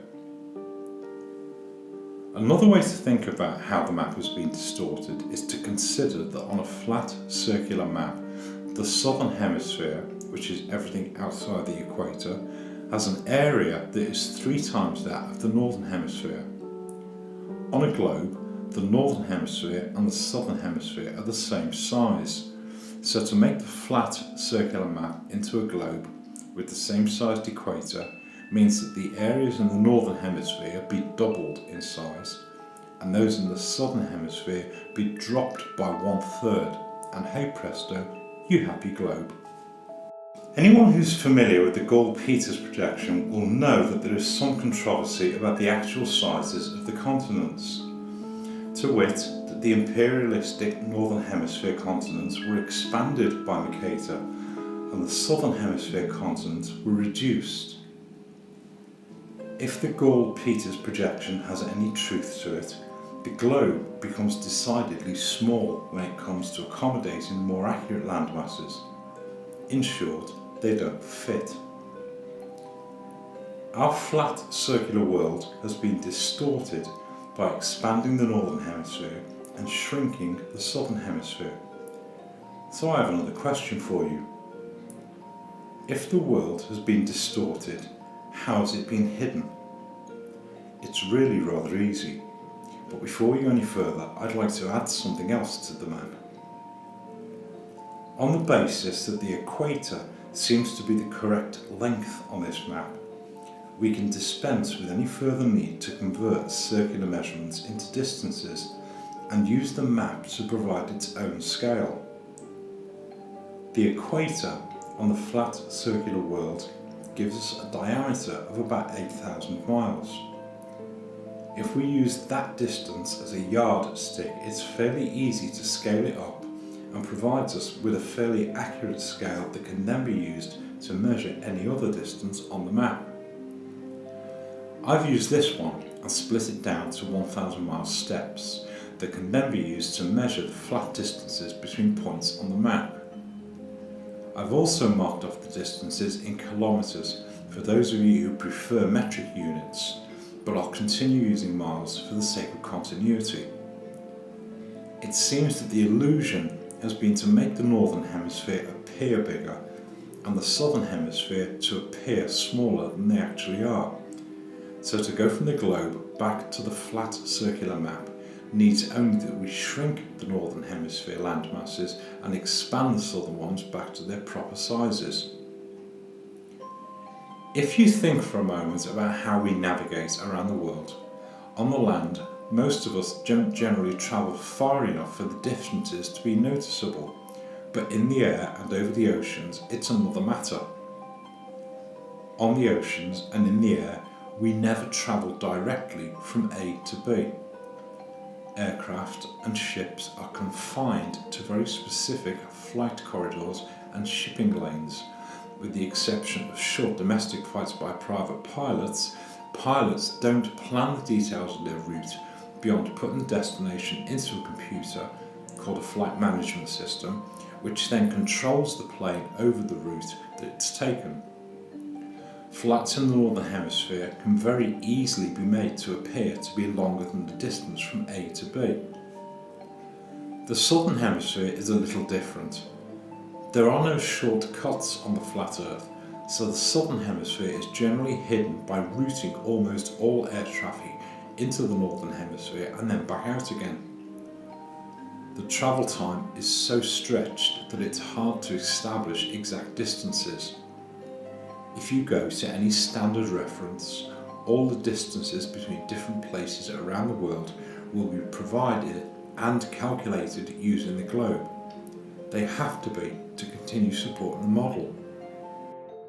If we're to tighten things up, we can't really rely on the globular distances to figure out the layout of a flat circular world.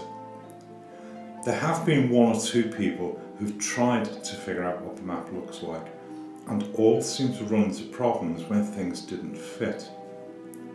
In all cases that I can think of, they've used the listed distances, which have almost certainly been flight distances, and we've seen that with the majority of air travel passing through the Northern Hemisphere, they will almost certainly have been inflated. We might have a little more success if, instead of using the published distances, we considered another method for measuring them. Nobody can go up into the sky with a tape measure and measure the distances, but perhaps we could figure them out more accurately if we used flight times and plane speeds instead. The shorter domestic and continental flights are fairly easy to follow over a flat circular map. So let's take a closer look at the intercontinental flights. The Antarctic is a well-known no-fly zone for regular commercial flights, and perhaps the naysayers who continue to assert that passenger aircraft fly over there every day should take a closer look at the flight regulations. For all practical purposes, it really is a no-fly zone. More recently, the North Pole has entered the fray after NASA declared that radiation at the North Pole means that overflight is not possible there either. So we're confined to the area between the Arctic and the Antarctic circles for the purposes of passenger travel. As I've already mentioned, intercontinental flights never fly directly from A to B. They are confined to very specific flight routes, and certain countries are effectively no-fly zones. Pilots don't take off with a map and navigate to their destination. Regular commercial pilots generally supervise the safe takeoff and landing of the plane, and the flight management system controls the entire flight. During the flight, the pilot is available to deal with emergencies and, if necessary, to change the route if required and if permitted to do so by the air traffic control.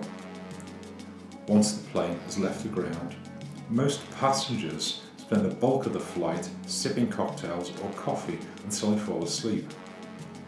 Once airborne, the scenery becomes pretty monotonous, and there's not much to see once you get above the clouds.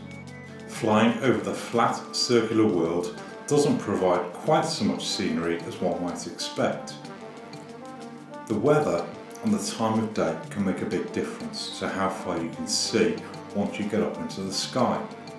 But if we take a perfectly clear day, there is a rough calculation that pilots and scientists use to gauge visibility, and that at 35,000 feet, which is the average height for an intercontinental flight, its visibility is about 170 miles. That means that at any point over the Earth you can see no further than that.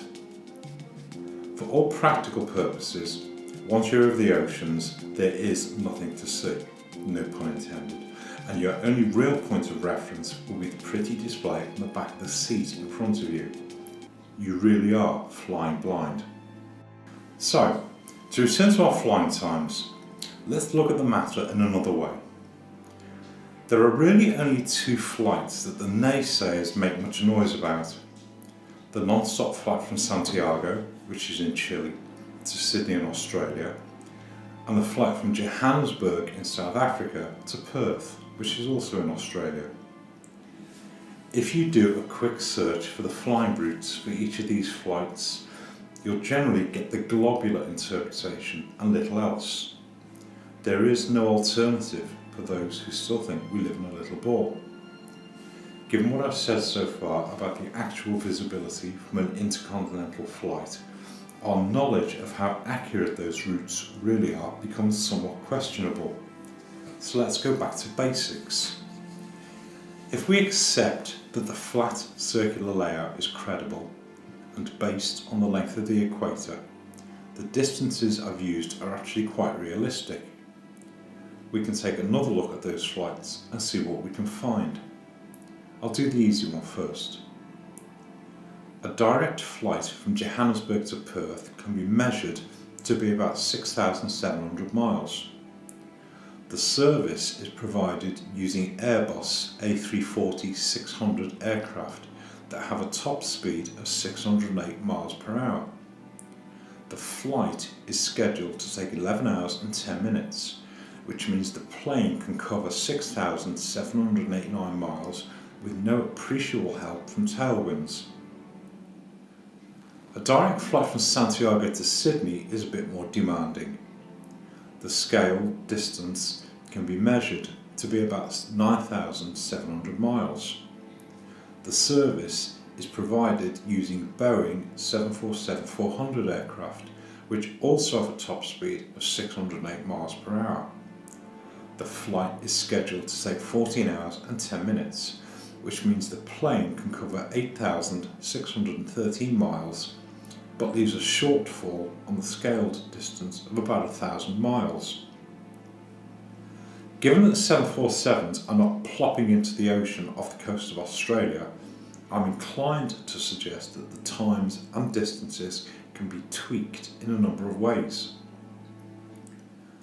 I based all the calculations using the published specifications and suspect that they probably have tolerances over and above those that are given, and so planes probably fly a little faster or when not fully loaded. I've also not taken account of prevailing wind speeds, which can help reduce flight times or increase the distance covered. Anybody who's taken an eastbound flight across the Atlantic knows that the flights generally gain about an hour on a 6-hour flight against their published times that are credited to favourable tailwinds. The Abu Ishmael channel offered a very credible explanation to account for favourable flight times around the Southern Oceans, where there are consistent high-speed winds that can provide an advantage when flying. Colloquially, they're known as the Roaring Forties and certainly help to add to the distances covered. Finally, I'd like to offer one more factor that might serve to mitigate the shortfall. Australia might not be where we think it is. That's no idle speculation. If you go to timeanddate.com and take a look at the angle at which the sun rises, I'll use Sydney at the equinoxes for a moment, you'll see that the sun approaches Sydney from a 90-degree angle and suggests that Sydney is much closer to the equator than we are given to believe. I'll talk more of this later. The flights I've used here really are the extreme. They are the longest direct flights, and if you go and search for flights between these destinations, you'll soon find that they're really quite rare. Most flights between these locations have at least one stop, and most have 2 or 3. On the few occasions where they do fly directly, there's not much information about the routes themselves, and while we've generally accepted that they take the route over the oceans on a globe, it's very realistic for them to take a much straighter route over the flat circular map and remain far enough from land for you to have no real idea how close you are to the continents. So, in closing, this map seems to answer some of the questions that the flat circular map seems to bring from those who seek to debunk the map and the flat earth. It is by no means an assertion by me that this is what the map of the world looks like, but it certainly seems to answer some of the questions that we may have about the shape and layout of the world.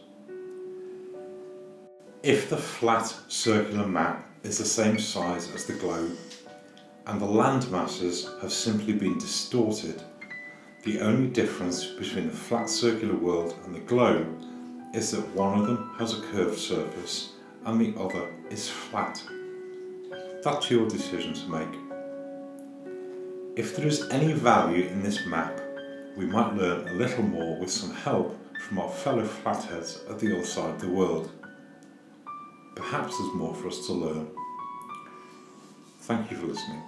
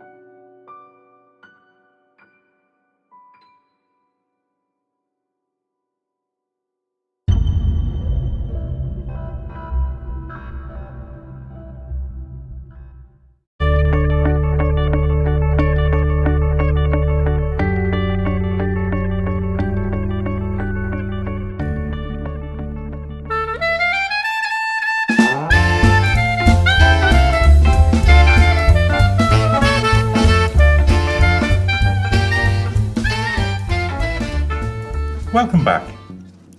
So, here we are again, still on the trail of an elusive map, and we still seem to hear the same arguments going nowhere fast. So what are we to do? As I've mentioned a couple of times, we don't need a map, but it's a nice thing to have. And anyone who's taken a mild interest in the matter will probably have seen enough maps to last them a lifetime. I also recall saying that none of us, myself included, are likely to go out and create a new map of the world anytime soon. But of all the maps that are kicking around, we can probably get a good idea of what's out there. So I'll cut to the chase. Back in episode 6, I showed why I think that the only maps that might help us are the circular maps, where it's back to the globe again. The dew line across the top of Canada seems to preclude all the flat maps that have the North Pole at the edge or at one of the corners. If you believe that the world is flat, I would suggest that the circular layout is the only one that gives us a start point. So let's pick this up where we left off. The circular layout seems to date as far back as 1781. That's the oldest reliable map that I can find so far, and it seems like as good a start point as any other. The layout seems to have a fairly consistent track record. So let's dig a bit deeper. I'm going to use Alex Gleason's map again, because it's still the cleanest map that I can find, and I think it still has a few more treasures for us to find. Aside from being a fairly clean map, Alex Gleason's map is also quite distinctive. That big red border around the edge tends to make it stand out from the others. And perhaps it's because it is rather distinctive that people tend to name this one when the circular map is called into question. You've all heard the disparaging remarks where people have variously referred to it as the Lil Peter Pan model or the Lil Snow Globe map, and presumably in some vain attempt to discourage people from using it. Before I go any further, I'd like to provide a caveat. I know there are problems with making a final map. 1/4 of the known world is effectively out of bounds. Many flat earthers still seem reluctant to accept any model, but we shouldn't let it deter us from working to solve as much of the puzzle as we can. Some people do prefer to have something to work with, and for that reason we look closer. Alex Gleason created his map at the end of the 19th century as the basis for a timekeeping device that he patented. I'll deal with the layout in detail in a moment, but I invite you to pause for a moment and think how many agencies use this layout already. There certainly seems to be something in it. It seems that many of the critics direct their objections at Alex Gleeson rather than the layout itself. If anyone still thinks this map is so grossly wrong, I would challenge them to go and bang on the door of the United Nations and ask them why they have a Lil Pizza Pan map for so many of their agencies. I recall saying some time ago that some men really do have a thing about size, and as such, do any of us really think any country would have allowed themselves to be portrayed as significantly smaller than they or their neighbours really are? It seems unlikely, so the UN map might be a fairly good indicator that we're on the right track. If we take a look at Alex Gleeson's map, we can see that it was created as the basis for a timekeeping device that he patented in the 1890s. Unfortunately, it seems like the copy we have is the only surviving original, courtesy of the Boston Library. It's a little trashed, but if you do a patent search, it's fairly easy to see exactly what its purpose was. The map, which forms the central section of the chart, was created by one J.S. Christopher, but there seems to be no information available about this particular individual. Any claim that Modern College is a misspelling of Morden College, which is just outside London, is equally credible given that the map appears to have been designed in England and then printed in the United States. It's not unreasonable for the US printers to have assumed that Morden was a misspelling and to have made the correction themselves. In either case, Morden College was originally opened, quote, for the poor merchants and such as have lost their estates by accidents, dangers and perils of the seas. So it's quite reasonable to conclude that whoever J.S. Christopher was, he or she is quite likely to have had some considerable experience of the oceans and the maps of the world. And while the critics of Morden College now seem to paint it as being full of dribbling pensioners, it has a very credible pedigree linked to world navigation. I've trimmed Alex Gleeson's chart as far as the border because I thought it might be nice to see exactly what Alex Gleeson did create, and in the hope that it will provide a solid point from which we can take a closer look. In the top left-hand corner, Alex Gleeson states that the chart is a longitude and time calculator. If you do a patent search, you can find these instructions for yourself, but I'll ask you to accept my assertions for a moment, and I'll put the patent application at the end for those of you who would like to see it a little closer.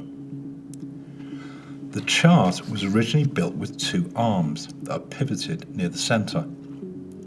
They look like they're slightly off-centre, but a closer look will show that they're fixed this way so that the scales on each arm run directly from the centre of the map along the lines of longitude. Essentially, both arms are the same, and each one has a scale that's divided into sections to represent latitude markings and working in both directions from a 0 point at the equator. Around the outside of the chart is a scale that shows longitude markers in 5-degree steps and longitude lines at 15-degree intervals. So the first function of the chart, to calculate the longitude for any location, needs that we simply rotate one of the arms so that the graded edge runs through the location that we're looking at. The exact location can then be read off the chart as a coordinate. By way of an example, let's suppose we use Philadelphia in North America. By rotating one of the arms round so that it runs through Philadelphia, we can see from the main grid that it stands on the 75-degree line. And by reading the latitude marking from the scale on the arm, we can see that it lies at a latitude of 40 degrees north. The full coordinates for Philadelphia are longitude 75 degrees west and latitude 40 degrees north. It really is that simple. The time calculator is just as easy, almost painfully easy. Take any two locations on the map that you want to compare and rotate each of the arms so that one arm runs through each location. The tips of the arms end at the clock scale around the edge, so the time difference between the two locations is shown by counting the numbers of hours between the two arms. Again, by way of an example, let's suppose we want to compare London and Philadelphia.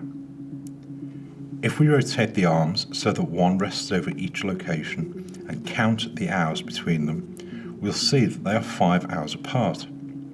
The calculation part comes by using the scale around the outside edge like a clock. A spring washer keeps the arms the same distance apart, in this case 5 hours.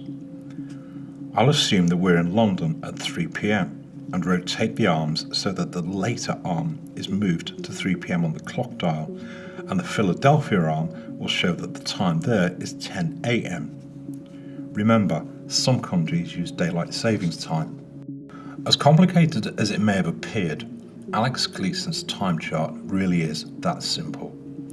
In fact, if you take a look at the patent application, he states that it really is simple enough for a child to use and no harder than reading the time from the face of a clock. If you take a closer look at the patent application, you'll notice that the accompanying map doesn't have quite as much detail as the poster version that most of us have seen. I can only hazard a guess as to why there's so much more information on the poster version, but given that no one else seems to have staked any claim to it, I'm inclined to believe that it was developed a little further when the poster version was produced to include some of the additional information around the main layout. Alex Gleason also seems to have been sufficiently satisfied that the entire layout was his invention to have placed his name at the top and to add the title that it serves as a new standard map of the world. As I said a moment ago, Alex Gleason's map is remarkable largely because it's quite distinctive. It seems that much of the opposition appears to be directed at Alex Gleason rather than the layout itself. So let's see if we can take some of the heat out of it and concentrate on the facts. The best copy that we have has the remains of one of the original arms. A nice touch, but a bit of a distraction for our purposes, so let's get rid of the arm and clean it up a bit. If we trim all the extras away, we can concentrate on the map itself. And if I trace the layout, we can pull the map away, and it's no longer Alex Gleason's map. In fact, it's nobody's map now. All I want to preserve is the layout of the land masses themselves. I'll explain why in a moment. I've also taken the liberty of putting Mount Meru back at the North Pole as an alternative to the blank, empty space that the globe seems to suggest. Much of the detail comes from Mercator's maps of the 16th century, while modern science seems to suggest that the North Pole has sunk in the last 500 years, and Father Christmas has moved his elves and his operational headquarters to Lapland. We now have what is generically referred to as an azimuthal equidistant projection, and I'm quite particular to use that word at this stage because in Alex Gleason's patent application, he states that the longitude lines from the globe have simply been straightened out. So let's take this one step at a time and not judge him too harshly. We have a flat disk that shows the land masses around the world. For our purposes, it's as good as any other map of the world. It shows the principal land masses in relation to each other, and it's flat. So I'd like to call Alex Gleason up one last time before we let him rest in peace and take a closer look at his patent application. When someone files a patent application, the date that it's filed is recorded to avoid people stealing an idea while an application is processed or pending. As such, the date that a patent is filed and the date that it's finally allowed to stand are usually some time apart. It's the date allowed that matters most because it's the earliest date that the invention is considered to exist. The more eagle-eyed among you may have noticed that the application date and the allowed date are some 6 months apart. Now you know why. If you want to patent something that includes parts that were invented by someone else, you must cite the patent number for each of those parts. You can't put a new patent on someone else's invention. You can only patent your own bits. When you apply for a patent, your application must cite the patent numbers for any part of your design that was made by someone else. At the bottom of many patent applications, you will see the numbers for those patents that are cited. So let's see if anyone else thinks Alex Gleason's layout is credible. If you run a search on the internet using Alex Gleason's patent number, you'll find that there are 3 patents that use his map, all granted in the 1970s for a device called a Universal Planisphere Complete Guidance and Computer System that was invented by one William A. Eisenhower. A planisphere is a flat map of a spherical surface. A planisphere and a globe both show the same information, except that one of them is flat and the other is spherical. If you believe that the Earth is flat, it's reasonable to accept that a planisphere serves the same purpose as the globe does for those who still think we live on a little ball. That's your decision to make. The planispheres you've seen so far are all maps of the ground, so I'd like to step away from ground maps for a moment and set our sights a little higher, several thousand miles higher to be precise. In the same way that the flat, circular world has been wrapped around a ball to provide us with a model for the globe, the skies have also been portrayed as a sphere that surrounds the globe, and in the same way that a globe can be shown as a flat, circular map, so too can the skies. I know that many people, especially flat earthers, will shout that the skies don't tell us anything about the Earth on which we live, but I would beg to differ. The sky, and specifically the sun, the moon and the stars, have long been used in navigation to tell us exactly where we are on the surface of the Earth. If we know exactly where the sun, moon and stars are on any date and time, it's fairly easy to establish your exact position on the face of the Earth. They provide us with a reference system. In the same way that the ground can be mapped as a planisphere, so too can the skies, and when the two are used together, they provide an extremely reliable indicator of exactly where you are on the face of the Earth. So I invite you to think about how we navigate around the world. Most people accept that GPS and local maps will generally get you from A to B, but let's remember that GPS is a fairly modern invention. On the land, navigation is fairly straightforward. In towns and cities we follow roads and landmarks, and out in the open countryside where there are few recognisable points of reference, we use a map and compass. Every good navigator knows that following a compass needle seems like a good idea, but that it's practically impossible to keep a steady compass while you walk. The correct method to navigate with a compass is to take general compass direction from the map, let the compass point in that direction, and pick a landmark to which the compass is pointing.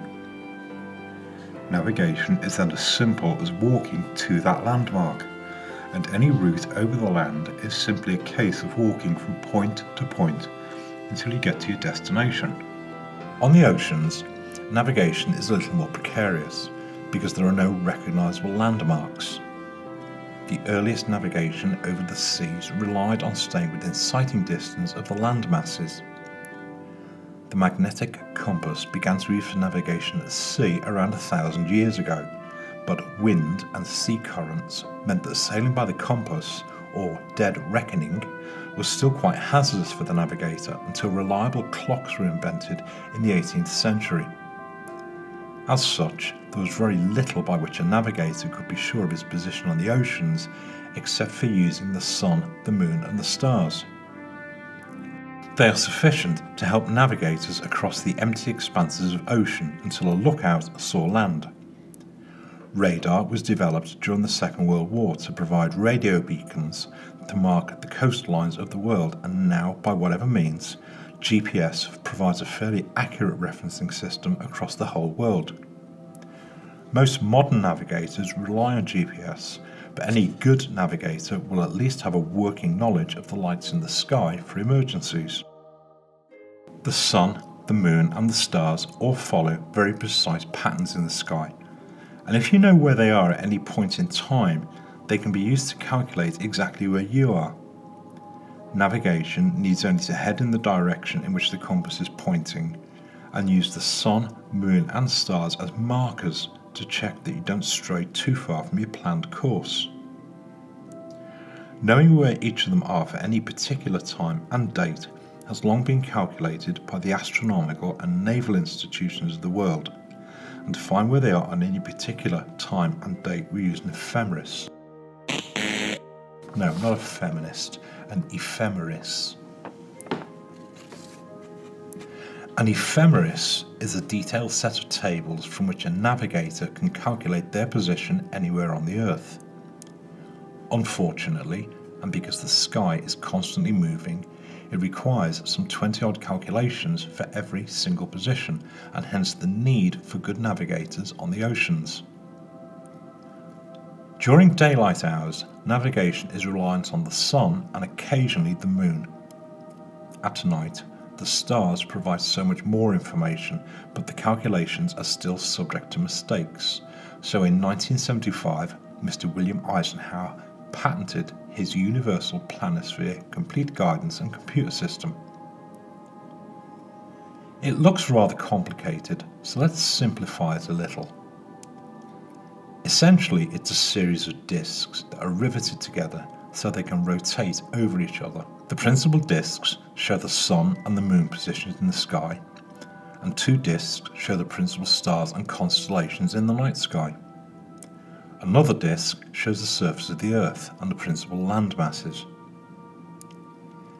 If you look closely, you'll recognise the land masses match those that are shown on the familiar AE map. In other words, the AE map and its relative proportions are considered to be accurate enough for the purposes of world navigation. Despite this only having been invented in the 1970s, this navigation tool became obsolete when GPS was rolled out in the 1990s. It did go into production for a short time, but I was only able to find one that is still in existence. The plans here can be found on the original patent application, but they don't do it much justice, so I figured it might be nice to see what a real one looks like. It measures 16 inches across, so as you can probably imagine, it doesn't contain, nor does it need to show, any inland details. For all practical purposes, it needs only to show the coastlines of the world continents. Remember, ships stop when they reach the land. For anyone who takes a moment to look at the patent application, you'll read that it can be used to show which lights in the sky are above which points on the Earth, and conversely, which points on the Earth are below the various lights in the sky. It shows what the sky looks like from the ground. So, in closing, the flat, circular map of the world seems to have a fairly reliable track record for the purposes of navigation around the world when coupled with the lights that we all see in the sky. Given that 1/4 of our world is still effectively out of bounds, this is certainly not an assertion by me that this is what a full map of the world looks like, but it does seem to add one more piece to the puzzle. If you believe that the world is flat, I would suggest that the flat, circular layout provides an accurate indication of how the various continents are placed in relation to each other, but that's your decision to make. The lights in the sky can tell us nothing in themselves of the shape of the Earth, but they certainly do provide us with a reliable reference system. Perhaps the lights in the sky have more to tell us. Thank you for listening.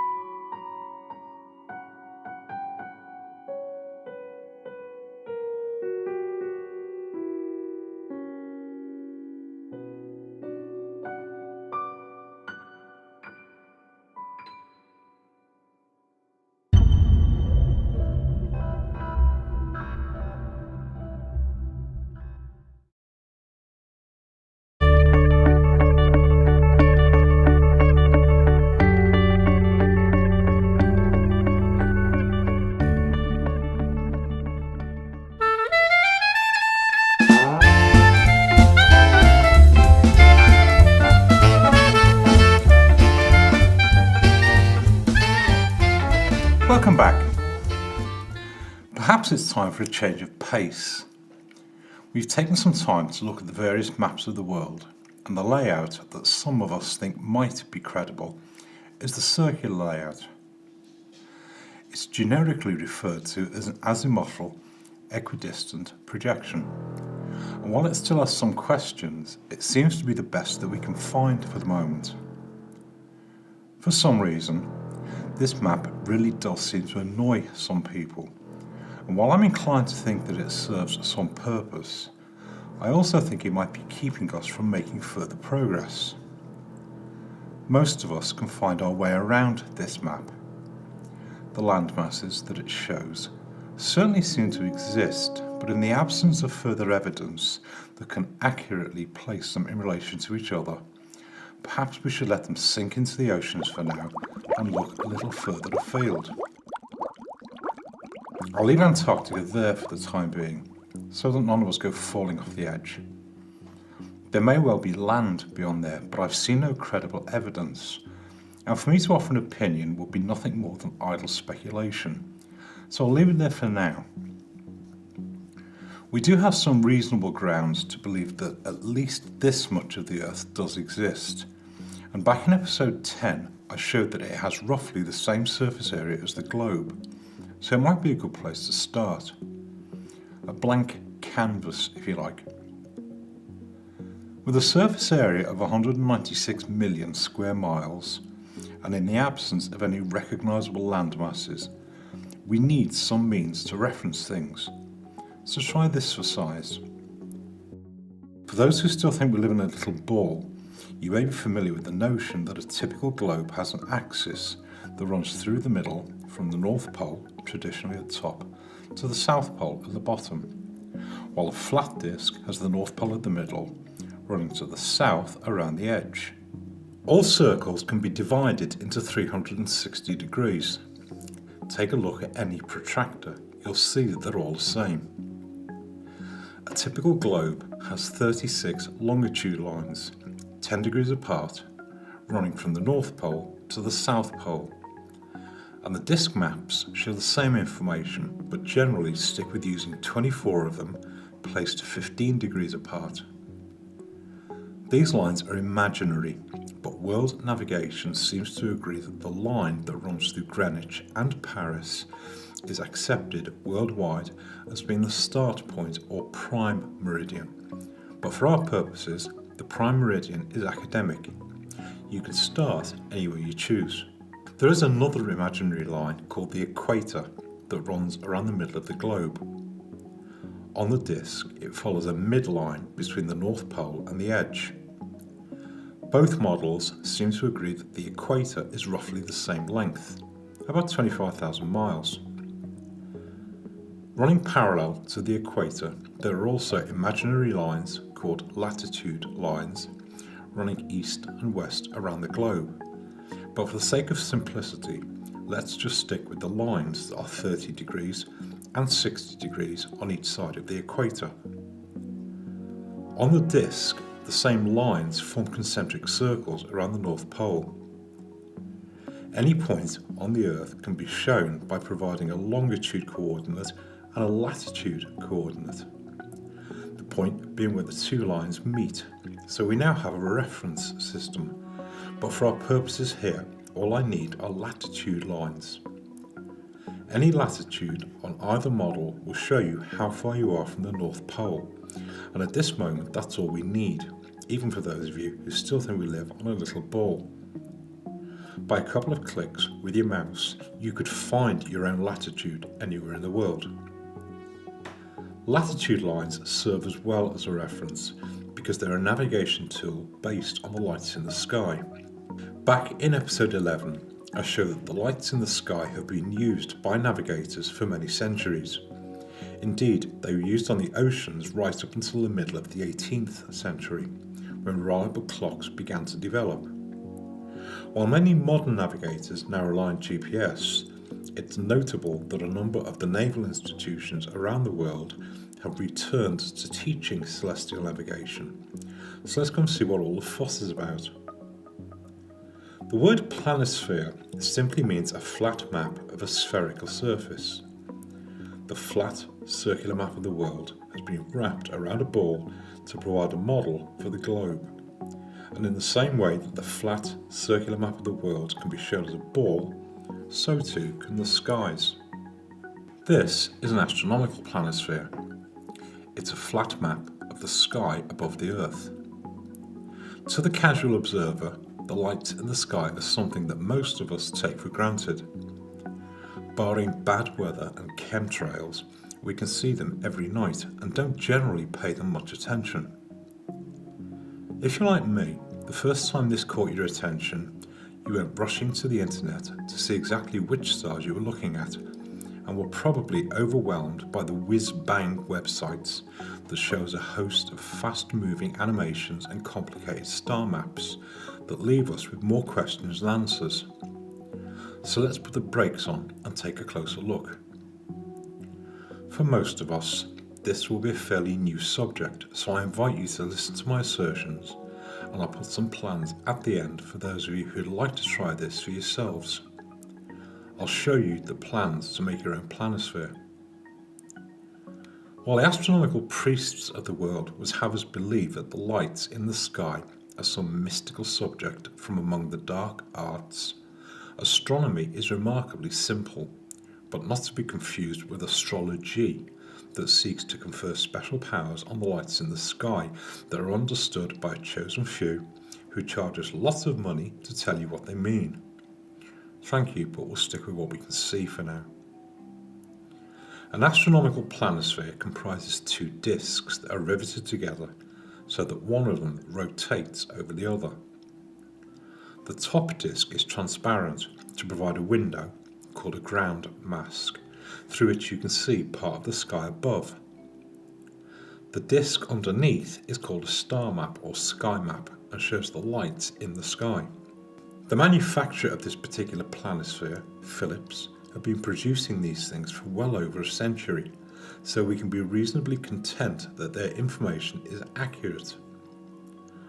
Unfortunately, I'm one of those people who has an irresistible urge to find out how things work. So, once I got my hands on this thing, my first instinct was to pull it apart. But those nice people at Philips went one better and made a glow-in-the-dark version. It seems like a good idea, but it's not as practical as one might think. The window tends to look rather busy, but it does have one advantage, that I can pull the whole ground mask off and see what's underneath. Cool, eh? With the ground mask removed, you can see most of the sky in one go, but let's not anticipate developments. Any half-decent astronomical planisphere will look like this and contains the same essential elements. The bottom layer, the star map, shows the months of the year around the edge, and inside of that it shows the days of each month. Depending on the manufacturer, some show each day of the month and some show them in 2 or 3 day intervals to keep the layout simple. The difference matters little. Printed on the top layer, the ground mask, are the 24 hours of the solar day, and a window that allows you to see parts of the sky through a circular window that shows the limits of your horizon. Although you can't really see it here, there's a faint blue cross at the middle of the circle to show you, the observer, in the middle. I'll mark it here with a red dot to make it a bit clearer. A closer look will show that the cardinal compass directions, north, east, south and west, are also shown, but the more observant among you will notice that they run in the opposite direction to a standard compass rose. That's because it's showing what the sky looks like above your head. The first thing that most people realise when they see something like this is that the sky is humongous. We only see about 1/4 of the total sky, and ground masks are produced to show the sky at a particular latitude. This one is made to show the sky above the 51-degree latitude line anywhere around the world, but it's sufficient to show the sky for a good 80-degree radius around that point, and shows the sky above Northern Europe, North America and Canada.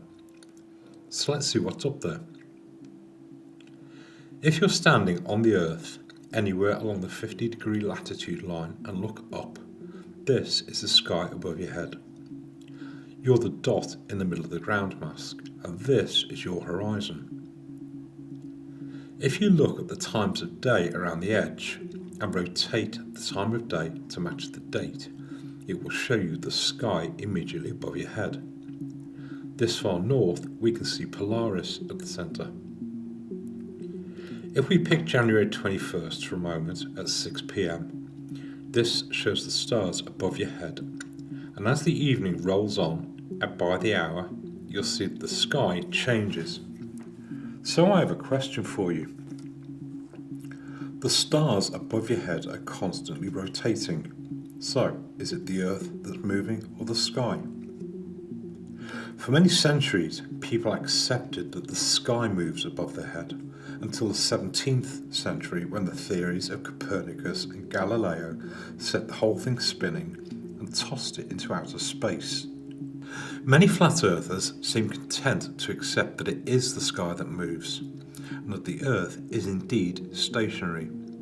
So if we keep the ground mask still and let the sky revolve, you'll see that as January the 21st moves along by the hour, the sky rotates above your head. The effect is exactly the same. You're standing still and the sky rotates above you. So let's look closer.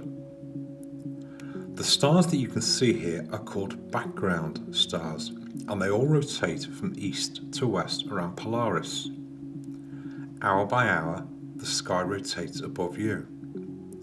In fact, if we pick one star for a moment, I'll use Betelgeuse, and let the day progress, you'll see that it approaches from the east, it crosses the sky and disappears beyond your horizon to the west. As the sky continues to rotate, it eventually goes all the way around and reappears on your eastern horizon the next day. In fact, it takes the sky 23 hours, 56 minutes and 4 seconds to make one full rotation. It's called a sidereal day, and everything in the sky rotates around Polaris. The horizon is essentially the limit of our eyesight in all directions, and seems to have nothing to do with us living on a little ball. So let's take a look behind the scenes. If I remove the ground mask completely, you'll see a map of the sky. It looks a little daunting at first, lots of dots, but there are really only two things in the sky with which we should concern ourselves, so let's try and simplify things. What's shown here are the background stars. They are the stars that rotate around Polaris every day above your head. If you remember that we are looking upwards, all the stars are rotating anti-clockwise around Polaris.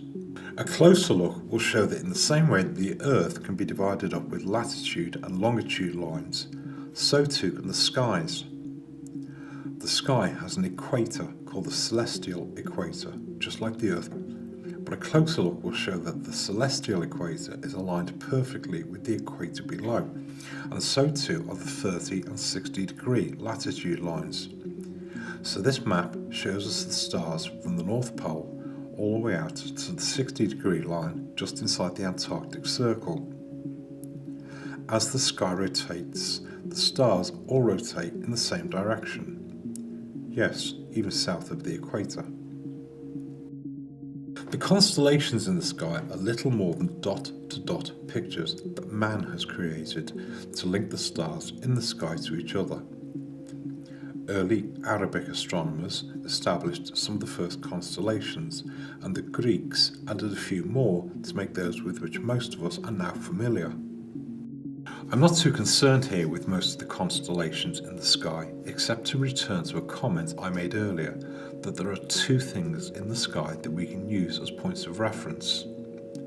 There's the celestial equator, and against the background stars there's another imaginary circle called the ecliptic. And while the circle itself is imaginary, it provides us with another reference. The ecliptic has been populated with the signs of the zodiac, pictures created from the background stars. They are nothing more than constellations that are part of the entire background. Beginning with Aries, they run to Taurus, Gemini, Cancer, Leo, Virgo, Libra, Scorpio, Sagittarius, Capricorn, Aquarius and Pisces. The ecliptic will give us something to work with in a moment, but let me draw your attention to the constellation that's been formed at the centre of the ecliptic. It's Draco, the dragon. And while I don't hold with the stars having any control over our lives, it's worth noting that the dragon is mentioned in the Bible, and it doesn't come with glowing references. The ecliptic forms a circle around the constellation of Draco that's off-centre compared to Polaris. So while everything rotates around Polaris, the ecliptic itself is centred above the Arctic Circle, a shade over 66 degrees from the equator. So let's go look at the stars. I showed you a moment ago that the background stars make one full rotation in 23 hours, 56 minutes and 4 seconds, a sidereal day. But man, in his wisdom, has elected to adopt a 24-hour day based on the position of the sun instead. It doesn't seem like a tremendous difference, but it does create a number of noticeable effects. If we use Betelgeuse again for a moment, it takes 23 hours, 56 minutes and 4 seconds to make one full rotation. So in 24 hours, it makes a little over one full circuit. In fact, each point in the sky travels about 361 degrees in 24 hours. So if I go out and look at the stars at exactly the same time each night, I'll see them gradually drift west night by night. If I watch for a whole year, the day-by-day drift will end up back where it started at the same time of night, and the whole cycle repeats again. Of course, the big question most flat earthers struggle with is the sun, so let's take a look. We tend to look at the sun from the ground, and so we use the ground as our frame of reference, but suppose we look at it in another way. Let's look at it against the background of stars. The sun moves along the ecliptic. In fact, it takes a year to travel around the ecliptic. So let's remove the ground mask and see what's under the hood. The location of the sun against the background stars is found by laying a straight edge from the centre of the sky to the date we're looking at it. The sun takes 1 year to travel around the ecliptic. So if all circles can be divided into 360 degrees, the sun travels about 1 degree per day along the ecliptic. If you look a little closer, you'll see that the ecliptic is the same size as the celestial equator, and the celestial equator is the same size as the surface equator, about 25,000 miles. So the sun travels about 70 miles along the ecliptic each day. So what does all this look like from the ground? If we use December 22nd for a moment and lay a straight edge to that date, we'll see that the sun is just passing into Sagittarius. But remember that while the sun moves 1 degree per day along the ecliptic, the whole sky rotates 361 degrees around Polaris. So the net effect is that the sun describes this path over the surface of the Earth. Flat earthers generally know that excepting North Pole, we don't see the sun up there for 24 hours. So what does it look like from the ground? If I replace the ground mask and rotate it until the sun is right on the eastern horizon, you'll see that on December 22nd, it's there at 8 AM, sunrise. Over the day, remember that the whole sky rotates east to west around Polaris, so you'll see the sun travel from the eastern horizon to the western horizon, arriving there just before 4 PM, sunset. At that point, it's beyond the limits of our eyesight to see, and as the light fades, you'll see the stars become visible again. I'm not too concerned here with the twilight hours, as they seem to do little more than help fudge the length of the day to support the spinning ball illusion.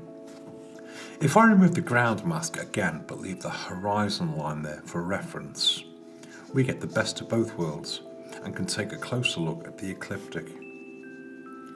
Looking upwards as the year progresses, the Sun moves 1 degree per day clockwise around the ecliptic, so that by the middle of March it's in the constellation of Pisces. If we take March 21st, you'll see that it crosses the eastern horizon at about 6 a.m. and the whole sky rotates that day, taking the Sun across the sky to pass the western horizon about 6 p.m. for sunset.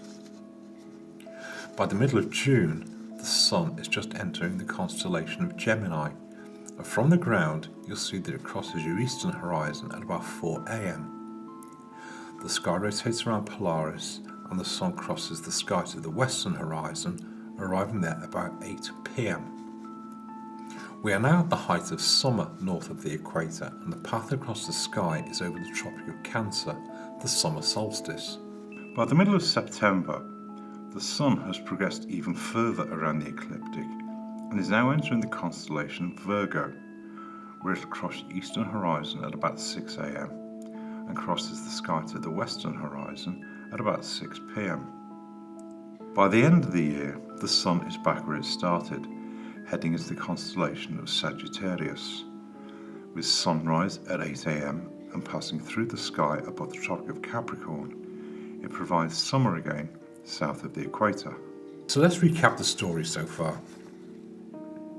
North of the equator from the middle of winter, the Sun crosses your eastern horizon and takes this path through the sky above the Tropic of Capricorn to your western horizon.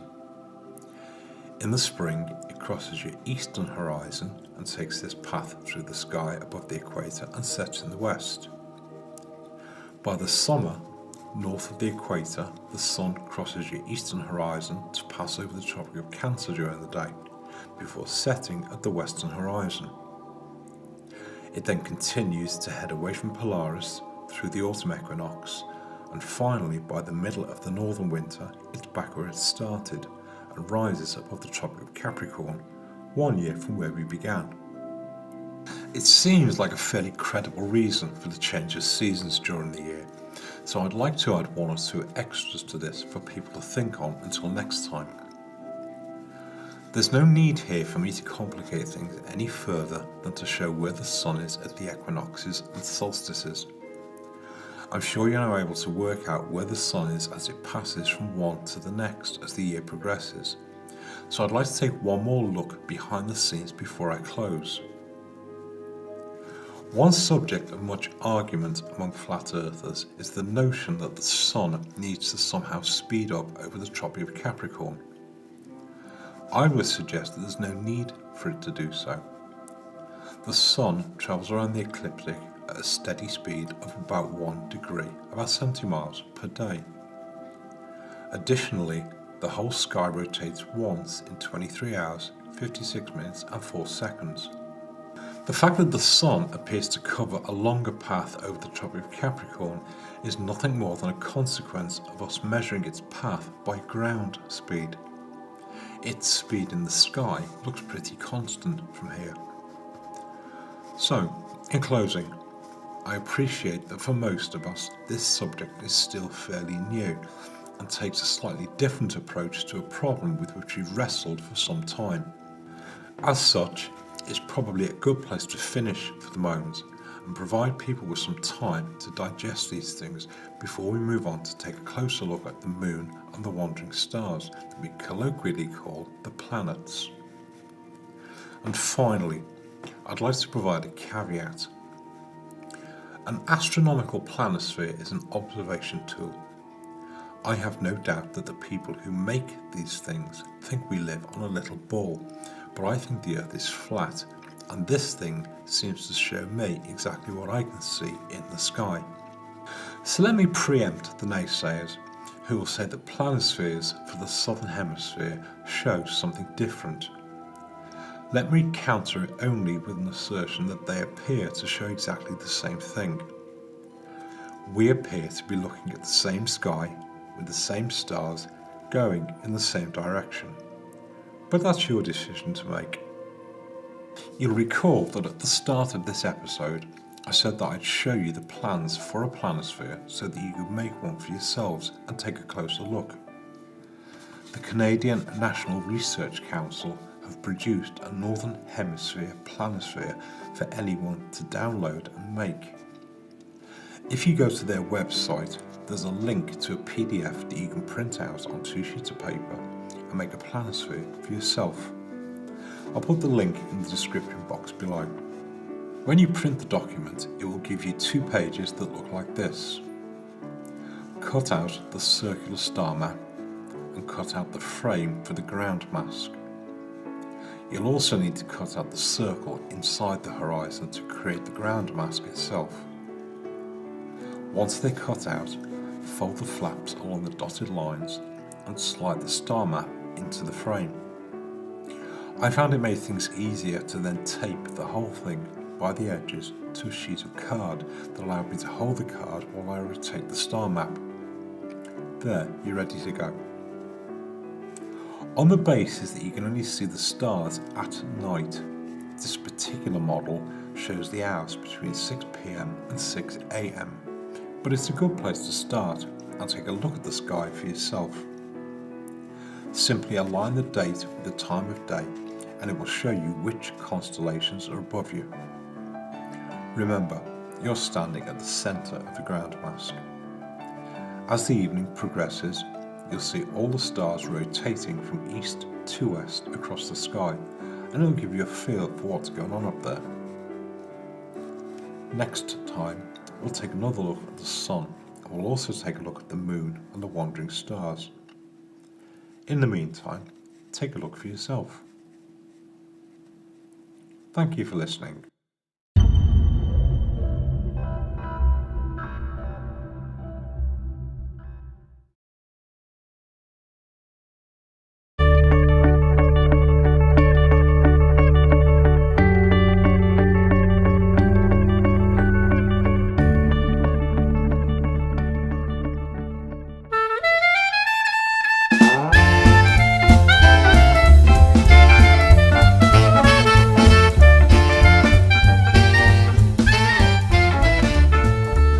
Welcome back.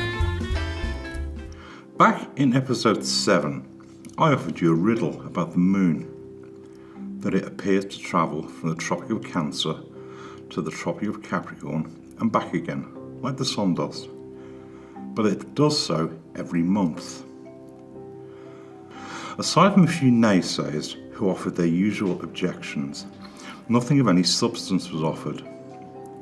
The basis for my assertion was the information that those nice people at timeanddate.com provide us with, but I'm not sure their information is as accurate as they'd have us believe. So let's look a bit closer. So that we can all get our bearings, most people are familiar with lines of longitude. On a globe, they run from the North Pole, traditionally at the top, to the South Pole at the bottom. And on a flat disc, they run from the North Pole at the middle to the south around the edge.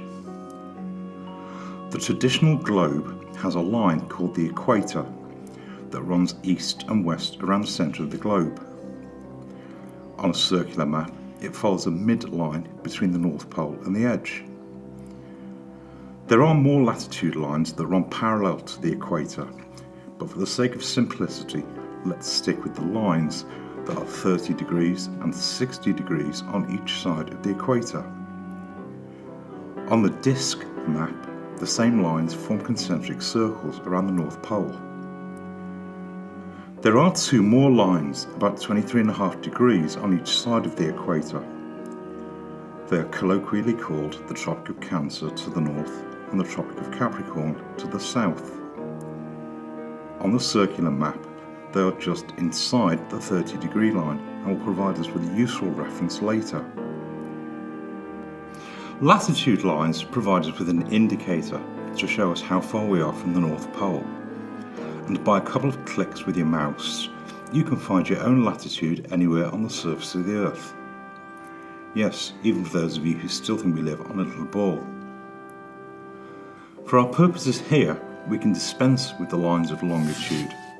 The lines of latitude provide us with all the information that we need for the moment. Back in episode 12, I explained that a planisphere is a flat map of a spherical surface. The flat, circular map of the world has been wrapped around a ball to provide a model for the globe. A planisphere and a globe both show the same information, except that one of them is flat and the other is spherical. In the same way that the surface of the Earth can be modelled as a globe, so too can the skies. Some of you may be familiar with this model. It shows the sky surrounding the globe. And in the same way that the Earth can be shown as a disk or a ball, so too can the skies. This is an astronomical planisphere. It's a flat map of the sky above the Earth. I don't want to get too waylaid here with the question of whether the sky above our heads is a dome or some other shape, except to say that there appears to be a structure of some description above our heads, and that will be sufficient for our purposes here. An astronomical planisphere is an observation tool. It shows what the sky looks like from the ground. It comprises two disks that are riveted together so that one rotates over the other. Any half-decent astronomical planisphere will have the same essential elements. The top disk is transparent and has a window called a ground mask to show the limits of your horizon and through which you can see part of the sky above. Although you can't really see it here, there's a faint blue cross at the centre of the window to show you, the observer, in the middle. I'll mark it here with a red dot to make it a bit clearer. I mentioned back in episode 12 that while this model glows in the dark, it's not as practical as one might think, but it does have one advantage, that I can pull the whole ground mask off and see what's underneath. The bottom layer is generally called a star map or sky map. Around the edge, you can see the 12 months of the solar year, and inside of that, you can see the days of each month. Depending on the manufacturer, some show each day of the month, and some show them in 2 or 3 day intervals. The difference matters little. I'm going to stick with using this particular model as it lets me see most of the sky in one go. The centre section is a map of the lights in the sky, but it looks rather busy, lots of dots, so let's see if we can simplify things. The stars you can see here are called background stars, with Polaris at the centre. Looking upwards, the whole sky rotates anti-clockwise, east to west around Polaris. Yes, even south of the equator. And in the same way that the surface of the Earth can be divided up with latitude and longitude lines, so too can the skies. The sky has an equator called the celestial equator, but a closer look will show that the celestial equator is about the same size and perfectly aligned with the equator below. You can see which stars pass above which points on the Earth. This particular sky map is big enough to show the sky from Polaris, which is above the North Pole, all the way out to the 60-degree line just inside the Antarctic Circle. Like the surface of the Earth, the sky is also divided up with longitude lines, but given that the sky is constantly rotating, those lines have little to do with those on the surface of the Earth, but we'll take a closer look at them in a moment. Around the edge of the ground mask, it shows the 24 hours of the solar day and can be rotated to show which stars are above the observer at any time of day or night. Remember that you can't see the stars while the sun is above your horizon, but they are still there. The ground mask also shows the cardinal directions, north, east, south and west, but a closer look will show that they run counter to those on a standard compass rose. That's because they're showing what the sky looks like above your head. You'll also see that the observation point is at the 51-degree latitude line, but for our purposes here, it's good enough to show us how the sky passes over the Earth for a good 80-degree radius around that point. The only reason different ground masks are provided for different locations around the world is to accurately show astronomers which part of the sky is immediately above them. If I rotate the ground mask so that the time of day matches the date, it will show what the sky looks like above my head. And as the day moves along by the hour, it shows the sky rotating above me. The sky makes one full rotation in 23 hours, 56 minutes and 4 seconds. It's called a sidereal day, but since man has decided to use a 24-hour day based on the movement of the sun, the sky makes a little over one full rotation each day. In fact, each point in the sky travels about 361 degrees in 24 hours. It's worth mentioning here that some flat earthers appear to have concluded that the sidereal day was invented to hide the fact that 24-hour days don't work for a spinning ball. Let me counter only with the suggestion that people go out and take a closer look at the sky for themselves.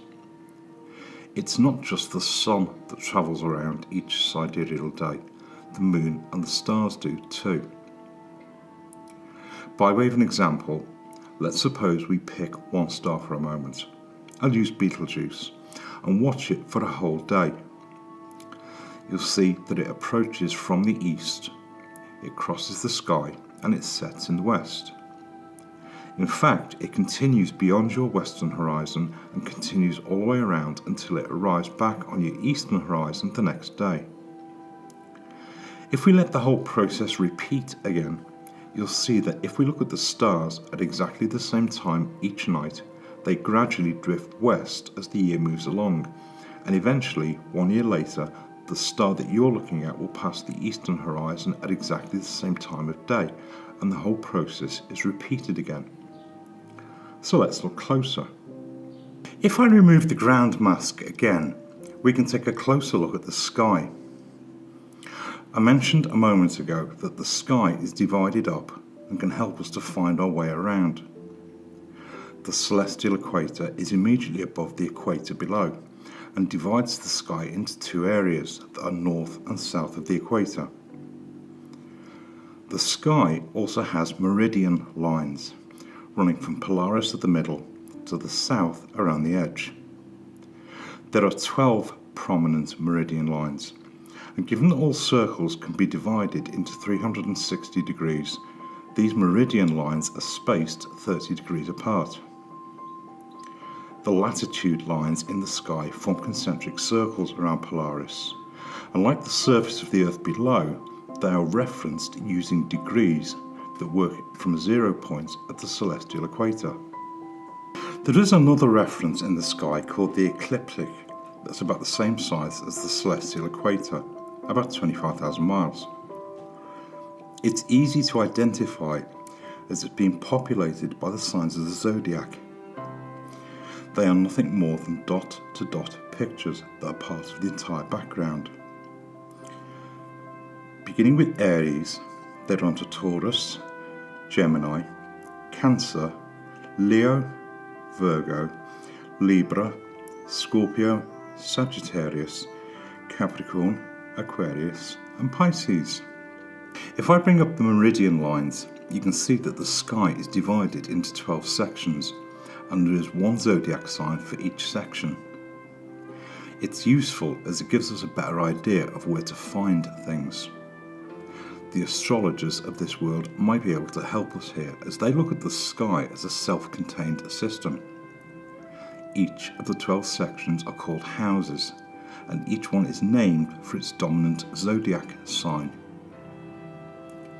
One of the things that many flat earthers struggle with is the sun, so let's take a closer look.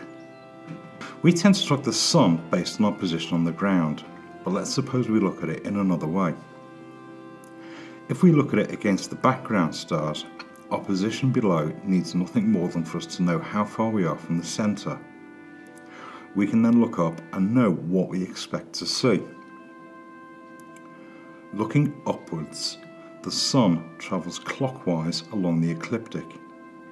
In fact, it takes a year to travel around the ecliptic, So if all circles can be divided into 360 degrees, it means that the Sun travels about 1 degree per day along the ecliptic. The position of the Sun on the ecliptic can be found for any day of the year by laying a straight edge from the centre of the sky to the date that we're looking at it. So let's suppose we start with December 22nd. You'll see why in a moment. You'll see the Sun is just entering into the house of Sagittarius, but you'll also recall that the whole sky makes one full rotation that day too. The net effect is on December 22nd, the Sun describes this path over the face of the Earth. I'm not going to repeat this for every day of the year, but we can keep track of things if we watch it month by month. If the Sun travels 360 degrees around the ecliptic in 1 year, then it must travel an average of about 30 degrees in each of the 12 months. So if I let the meridian lines divide the ecliptic into 12 sections, we can see where the Sun is on the ecliptic month by month. We started on December 22nd, so 1 month later I can lay a straight edge to January 22nd, and you'll see that the Sun is just entering into the house of Capricorn. The sky makes one full rotation that day, so the Sun describes this path over the Earth. By February 22nd, it's heading into Aquarius, and it describes this path over the Earth. By March 22nd, it's heading into Pisces, and you'll see that as the sky rotates that day, the path of the Sun is above the equator, the spring equinox. It continues along the ecliptic so that by the middle of April, it's entering into Aries, and describes this path above the Earth. By the middle of May, it's in Taurus and describes this path, and by the middle of June, it's heading into Gemini, and you see that the Sun's path above the Earth is much closer to Polaris than when we started. In fact, if you think back to the surface for a moment, you'll see that as the sky rotates that day, the Sun passes over the Tropic of Cancer, the northern summer solstice. By the middle of July, the Sun is heading into Cancer, and its path that day is slowly heading away from Polaris again. By the middle of August, it's heading into Leo, and by mid-September, it's heading into Virgo, and its path that day has returned to passing over the equator again, the autumn equinox. By the middle of October, the Sun is heading into Libra, and its path over the Earth has now moved south of the equator. By the middle of November, it's heading into Scorpio, and by the middle of December, it's heading back into Sagittarius, and its path that day is travelling over the Tropic of Capricorn, 1 year from where we began. In a nutshell, that's the journey that the Sun makes over the Earth by the space of 1 year. If I retrace the 12 daily paths that we just saw, starting in mid-December, you'll see that the path of the Sun moves progressively from the Tropic of Capricorn to the Tropic of Cancer in June, and then returns in the opposite direction until it reaches the Tropic of Capricorn again 1 year later. If you watch the path of the Sun around the ecliptic, you can see how it travels between the tropics over the space of the year. The daily movement along the ecliptic is too slow for us to notice, but the daily rotation of the sky around Polaris is sufficient for us to observe if we take a little time and have the patience to watch. We've only looked at this by 30-day intervals, but it's been sufficient for us to see how the sky is moving day by day. We used the 12 houses of the zodiac. Each one spans 30 degrees in the sky to cover a total of 360 degrees over the year. But man, in his wisdom, has created a year using 365 days. Don't ask me why. And that's ignoring the leap years that are needed to adjust the clock every 4 years. If you look closely, you'll see that as the year progresses, the Sun ends up slightly out of step with the signs of the zodiac, and certainly begs the question that if the Sun is the centre of everything, Why is the solar calendar so woefully wide of the mark? But that's a question for another day. If I put all 12 paths on together and replace the ground mask, you can see how the sun sweeps from your eastern horizon to your western horizon each month. While the sun is within your horizon, the sky turns blue and it bleaches out the light from the stars. But as the sun passes beyond your horizon, the stars become visible again. Simple, really. So you've now seen how the sun travels along the ecliptic. Well, guess what? So does the moon. The planisphere works well to keep track of the sun, and it's accurate enough to be used for the whole year. The dates around the edge are provided for a 366-day leap year, but that one extra day is negligible for the purposes of following the sun and the stars. But one can't help wondering why they don't make one of these things to track the moon too. The moon travels around the ecliptic in the same way as the sun, but with a difference. The moon takes 1 month to travel around the ecliptic, and the process each month doesn't repeat itself nearly as regularly as the sun does. You'd need separate planispheres for every month of the year, but before we move on, I invite you to think back to episode 11. The lights in the sky all follow very precise patterns, and anyone who knows where they are can use them to find their location anywhere on the surface of the Earth. They provide us with a very accurate reference system. Did you ever wonder why the alleged GPS satellites are called constellations? The lights in the sky have been used for many centuries by navigators to plot their positions, especially on the open oceans where there are very few points of reference. The naval institutions and the astrological priests of the world have long kept track of the lights in the sky, and if you cross their palm with silver, they'll even tell you where they are. To find the location of the lights in the sky for any time and date, we use a book called an ephemeris. An ephemeris is a book that shows the positions of the lights in the sky for each day of the year. But since the lights in the sky are constantly moving, a new ephemeris needs to be published every year. The first time this caught my attention was because the front cover tells me that in addition to the sun and the moon, it also shows the position of the wandering stars that we colloquially call the planets. The book itself comprises pages and pages of numbers, but once the initial shock has subsided, it's really quite straightforward. So I invite you to listen to my assertions, and I'll put a sheet at the end for those of you who'd like to take a closer look.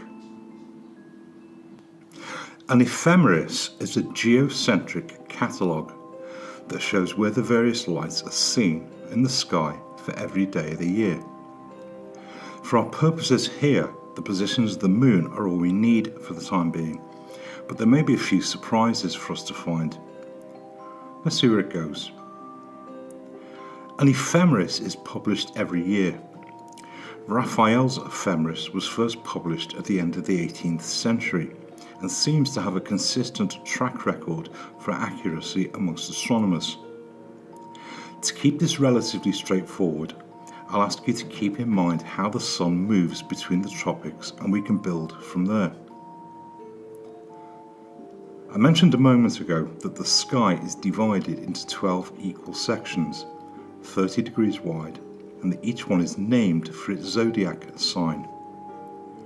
You'll also recall that the sky makes one full rotation in 23 hours, 56 minutes and 4 seconds. This is the ephemeris for March 2015. It looks rather complicated, so let's see if we can simplify things. Down the left hand side you can see the days of the month using the solar calendar, and the next column shows the corresponding days of the week. The position of the lights in the sky each day are given for midday at Greenwich in London. The next column shows the corresponding sidereal time compared to Greenwich, but it doesn't really concern us here for the moment. The next two columns have a little symbol at the top, a circle with a dot in the middle. It's the standard astronomical symbol for the Sun, but we've already seen the Sun using the planisphere, so we can skip it for the moment. Like the Sun, the Moon also travels around the ecliptic, but it does so in 1 month. The Moon travels much faster around the ecliptic than the Sun does. In fact, it travels about 13 degrees along the ecliptic each day. You'll recall me saying earlier that each house of the zodiac covers a 30-degree span of the sky, so the next column shows how far the Moon has travelled through each house for each day of the month. I've plotted the Moon positions here for every day of the month, but for our purposes here, we really only need to watch a few key points. If we start with March 1st, you'll see that the Moon is in Cancer, and as the sky rotates that day, the Moon describes this path over the surface of the Earth. Somewhat conveniently, it's near the Tropic of Cancer. By March 7th, it's reached as far as Libra. It describes this path over the face of the Earth, and you'll see that it's just past the equator. By March 14th, it's reached Capricorn. It describes this path over the Earth, and you'll see that it's approaching the Tropic of Capricorn. By March 19th, it's reached Pisces, and describes this path back above the equator again, and it finally returns to Cancer on March 27th, and we're back where we started. You'll see that by the space of 1 month, the Moon travels from the Tropic of Cancer to the Tropic of Capricorn and back again. In the same way that the Earth uses latitude lines to show positions relative to the equator, so too does the sky. But in the sky, the word declination is used instead to describe how far a particular point is from the equator. I don't want to complicate matters any further for the moment, but for those of you who want to take a closer look, the positions on each of the dates that we've just used can be confirmed in the declination column to show how the Moon travels between the tropics each month. If I trace the Moon's path, you can compare it to the Sun's ecliptic path, shown here in yellow. You'll notice that they are slightly different from each other. The Sun's ecliptic path above the surface of the Earth seems to be parallel with the surface below. The ecliptic path of the Moon is not parallel to the surface of the Earth. It's at an angle of about 5 degrees to that of the Sun. As the Moon circles above the Earth, sometimes it's higher than the Sun and sometimes it's lower. The Moon's position above or below the Sun's path is shown in the Moon's latitude column, and the column marked as node is simply the point where the two paths cross. So let's wrap this one up for now. Most of us have lived our lives believing that we live on a little ball flying through space. Everything we know has been based on that assumption. So once we realised that the Earth is flat, we all had to start again with a blank sheet of paper.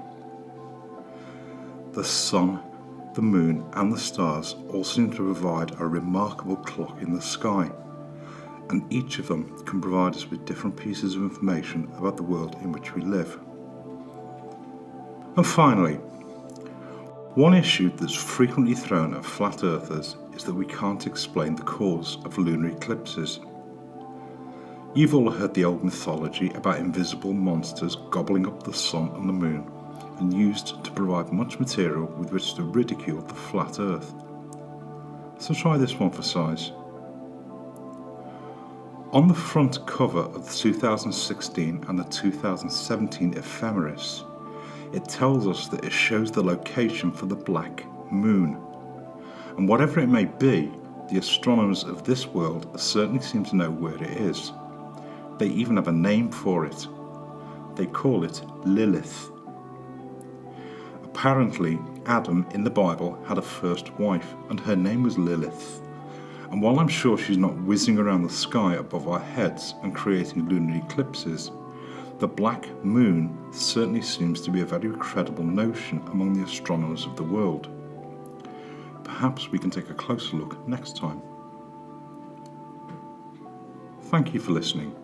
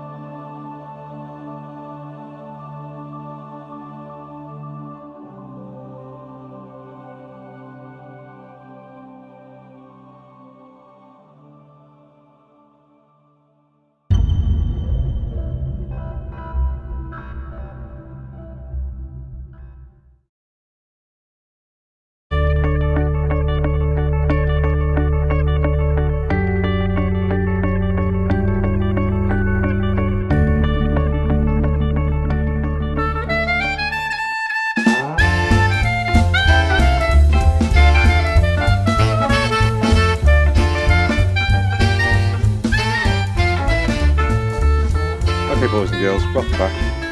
This is really just a bridging episode because I'm not quite decided on how things look out at what is generally called the South Pole. I introduced you to the planisphere back in episode 12, and really it's a map of the stars in the sky. It's got a ground mask that shows the limits of your horizon. So although the sky is quite big, 196 million square miles, you can't see all of it. And the parts of it that are in daylight, you also can't see. So what the ground mask does really is it helps you to narrow down how much of the sky you can see, and you can give some sense of how big the individual constellations are. Many of us, if you go and look up constellations in books, they're shown to you in isolation. They don't really give you any sense of scale of how big the constellations are. So it can be a bit daunting when you go outside and have a look at the sky and try and find your way around. When I kicked off with the glow-in-the-dark planisphere, and the reason I did the glow-in-the-dark planisphere is because I can pull the whole sky map off, the ground mask off, and you can see the entire sky. And this particular one goes from the North Pole all the way out to 60 degrees south, which is just inside the Antarctic Circle. So it was a good model to work with, but it's got its limitations. It's the one that, while it being luminous, it seems like a good idea for when you're out at night looking at the stars. It makes the ground mask window look very busy, and sometimes it can be quite hard to find your way around things. But worse than that is it chops off the last 30 degrees of the sky around the edge. It was a constant source of annoyance. And what I was surprised about is I got the usual objections from people about what directions the stars go. People telling me that the southern hemisphere stars go in a different direction to the southern hemisphere stars. So I did what any sensible person would do. I went out and bought one for the southern hemisphere. So what you've got here is two planispheres, one for the northern hemisphere and one for the southern hemisphere. And I did actually put these up the first time I introduced them, and kind of hoped that people would look when I said that we seem to be looking at the same sky. On first glance, they look fairly innocuous. They look like they're both showing one side of a ball. One's showing the top, the other one is showing the bottom. Look at the window on the ground mask. One of the more noticeable things is that the window for the southern hemisphere is much bigger than the window for the northern hemisphere.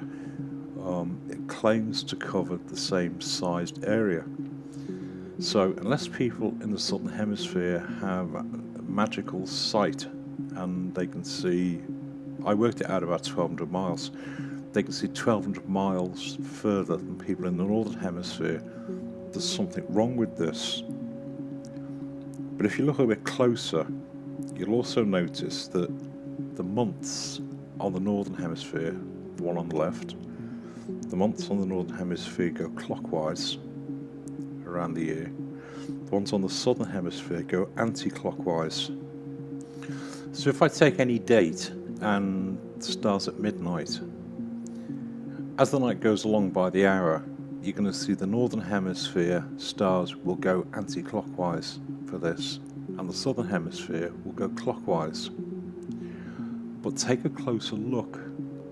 The western hemisphere and the eastern hemisphere, look at where they are.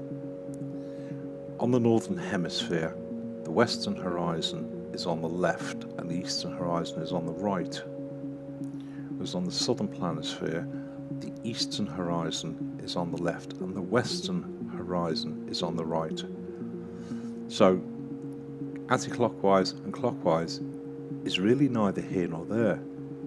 The stars are going from east to west on both models. And And the way it's been done is they seem to have flipped the map around. Okay, on the northern hemisphere you've got the North Pole or the North Celestial Pole in the middle. On the southern hemisphere you've got the perceived South Celestial Pole in the middle. Well, of course the stars are going to go in the opposite direction. You're looking in the opposite direction. But this is not some idle academic exercise. I live in the northern hemisphere. I live about 50 degrees north. So if I look south, I can see Orion in the winter months. And the thing you'll notice about Orion is it spans the equator. So I can see the top of Orion and I can see the bottom of Orion. Guess what? The stars on both are going in the same direction. They're going from east to west. So it might serve our purposes if we can get away from this clockwise, anti-clockwise thing, because clockwise and anti-clockwise are relative positions.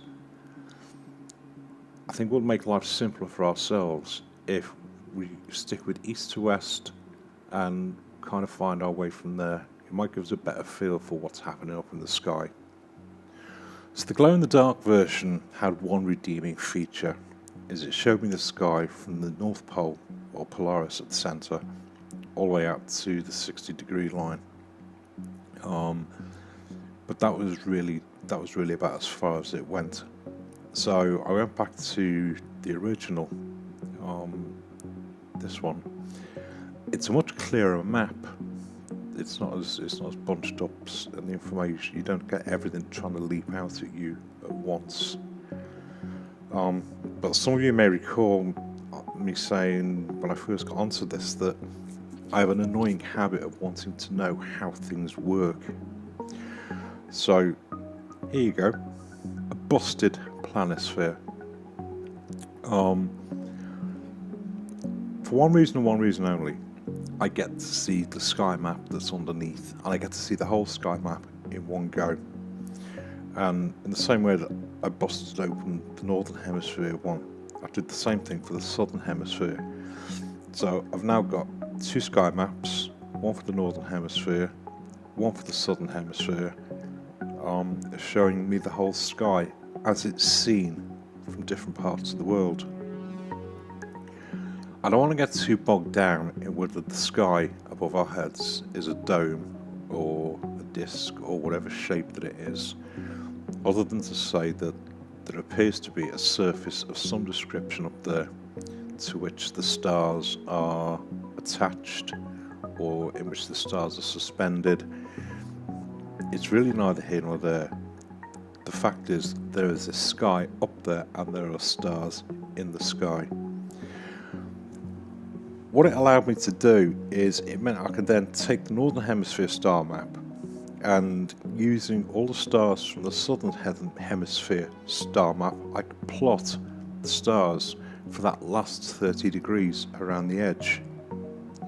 So I'd end up with a sky map that showed the whole sky in one go. And this is what it looks like. There's deliberately no labels on it. Because I wanted to keep it as simple as possible. Around the edge, you got the months of the year that I'm not going to use at the moment. They'll be more useful later when I put the ground masks on, but I'll explain those in a little while. It's really simple enough that once you can recognise one or two constellations, you can start to find your way around the sky. Anybody in the Northern Hemisphere, the most common one you'll have heard of is probably this one. It's the Little Dipper. The Little Dipper is useful because it shows us where Polaris is, and this is Polaris right at the centre. Some of you may be familiar with the Big Dipper, which is kind of here. The Big Dipper is actually the back end of the Great Bear.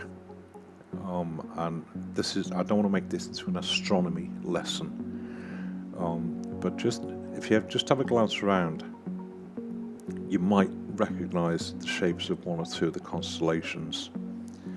Stars are classified based on brightness. and they start at number 0, and the numbers go up while the dimness goes down. So generally the brightest stars in the sky were category 0 or category 0, and then category 1 was a little bit dimmer, category 2 was dimmer than that, category 3, and so on. But stars, they've been categorized in stars since the middle of the 16th century, and gradually, as different scales were put together for it, they suddenly realized there was one star in the sky that was even brighter than all the bright stars in the sky, and it's this one. It's Sirius, which is in the constellation of Canis Major. So they had to, rather than change the whole scale, they had to categorize Sirius as a -1 magnitude.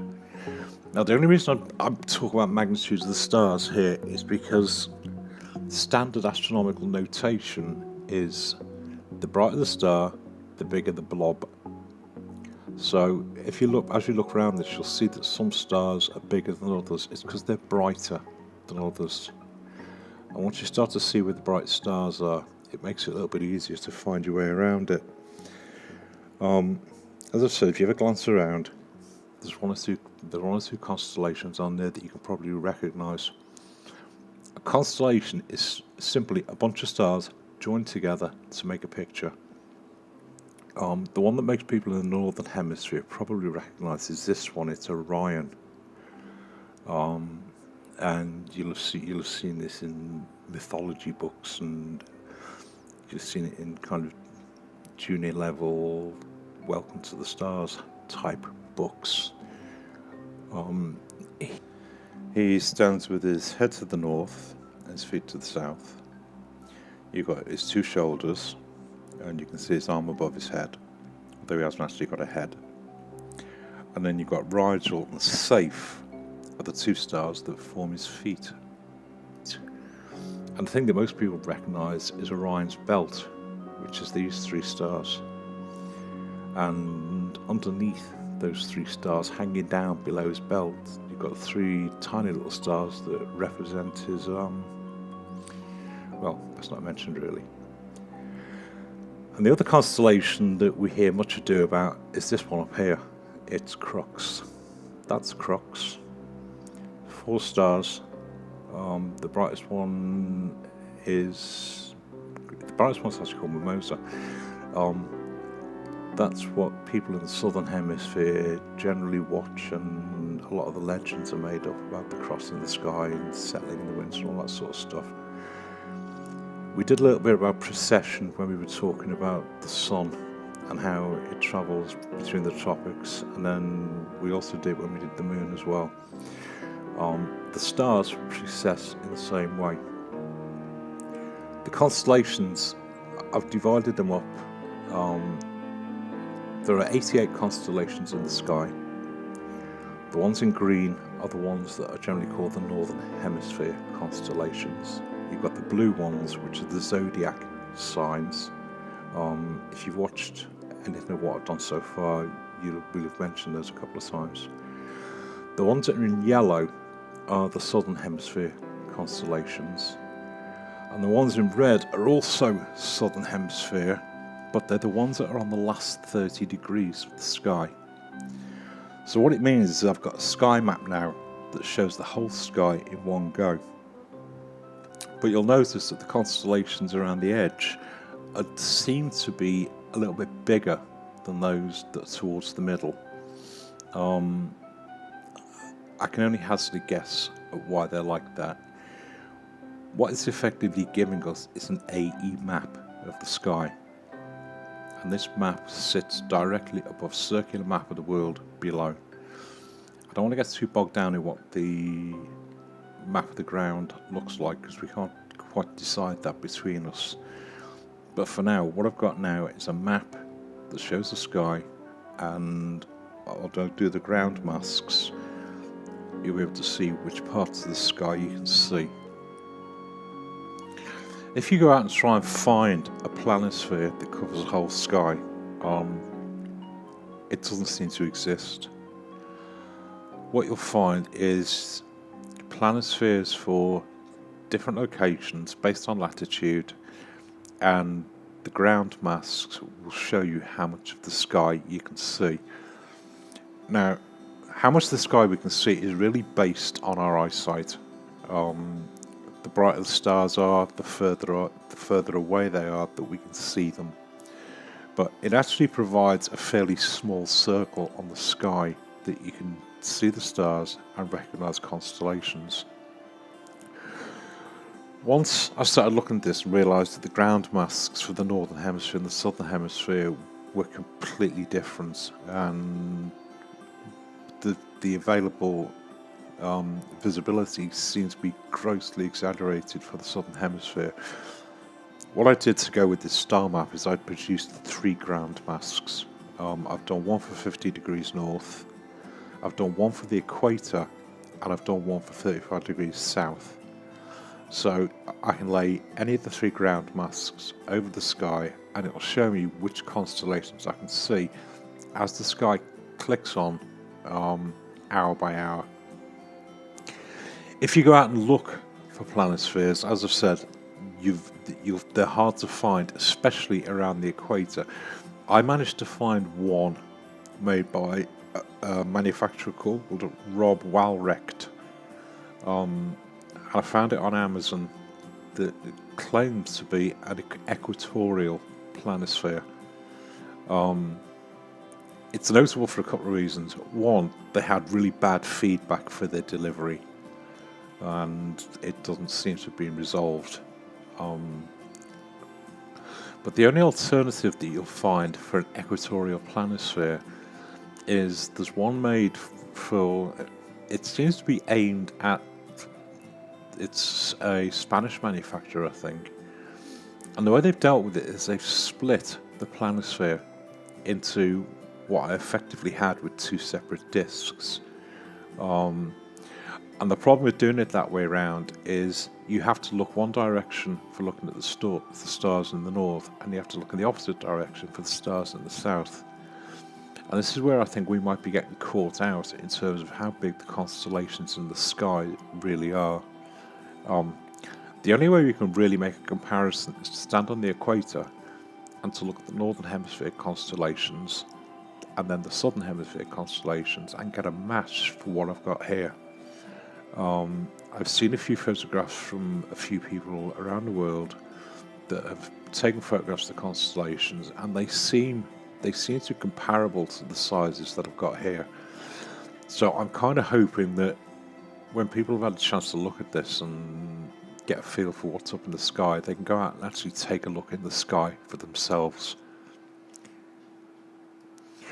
I've built the prototype for this and it seems to work.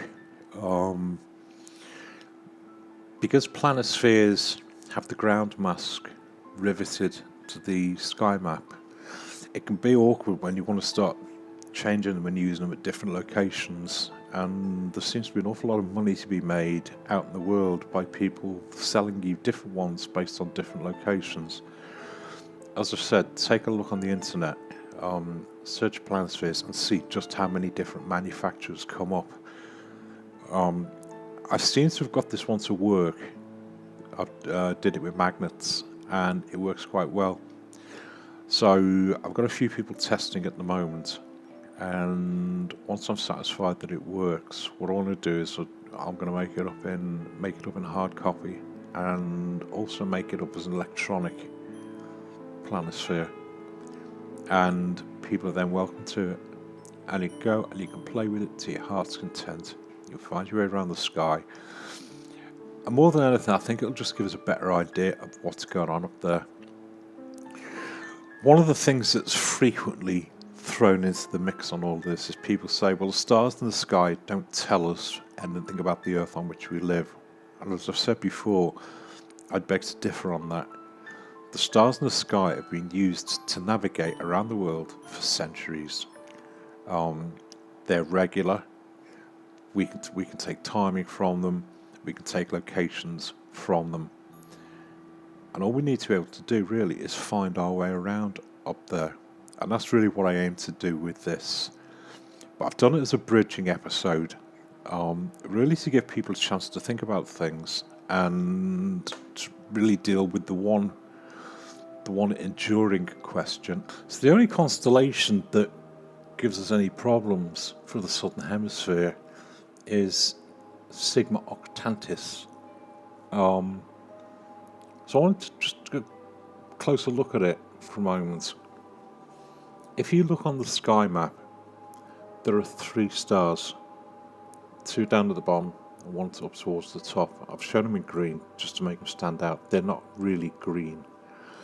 They're actually quite dim stars. And these are the 3 stars that make up the constellation Sigma Octantis.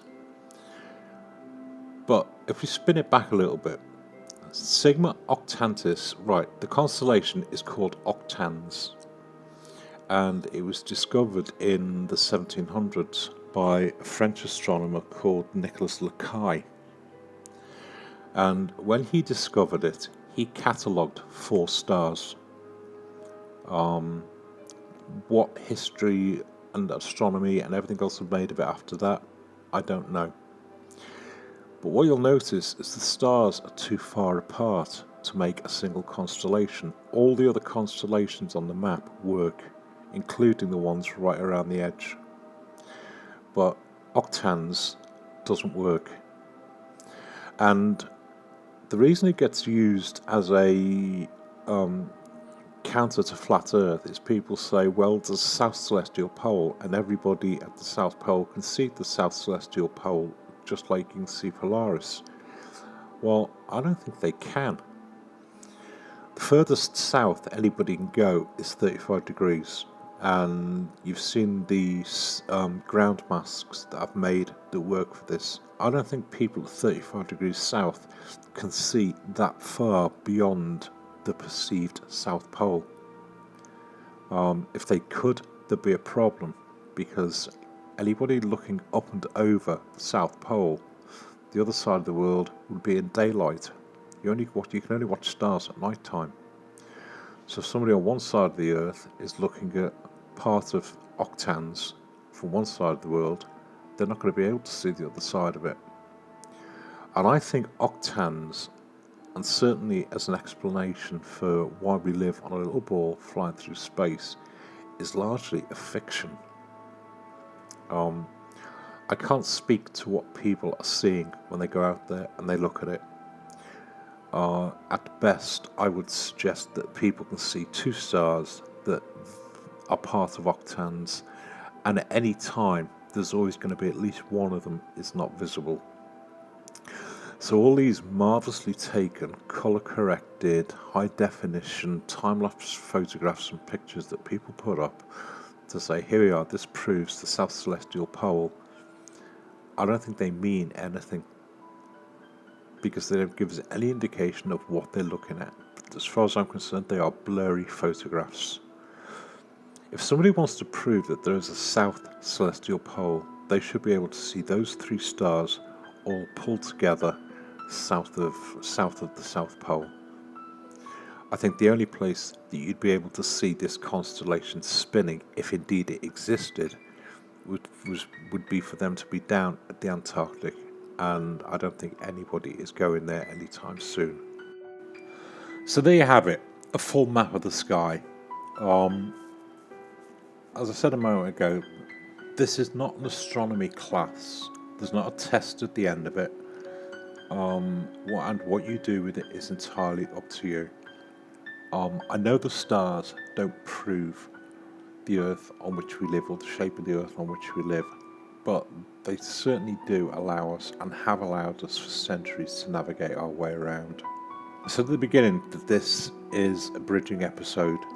So what I'd really like to see now is people just have a look at this, see what they think, see if they can formulate some better questions for us to be asking the people who still think we live on a little ball flying through space. And after that, we can go from there. Thank you for listening.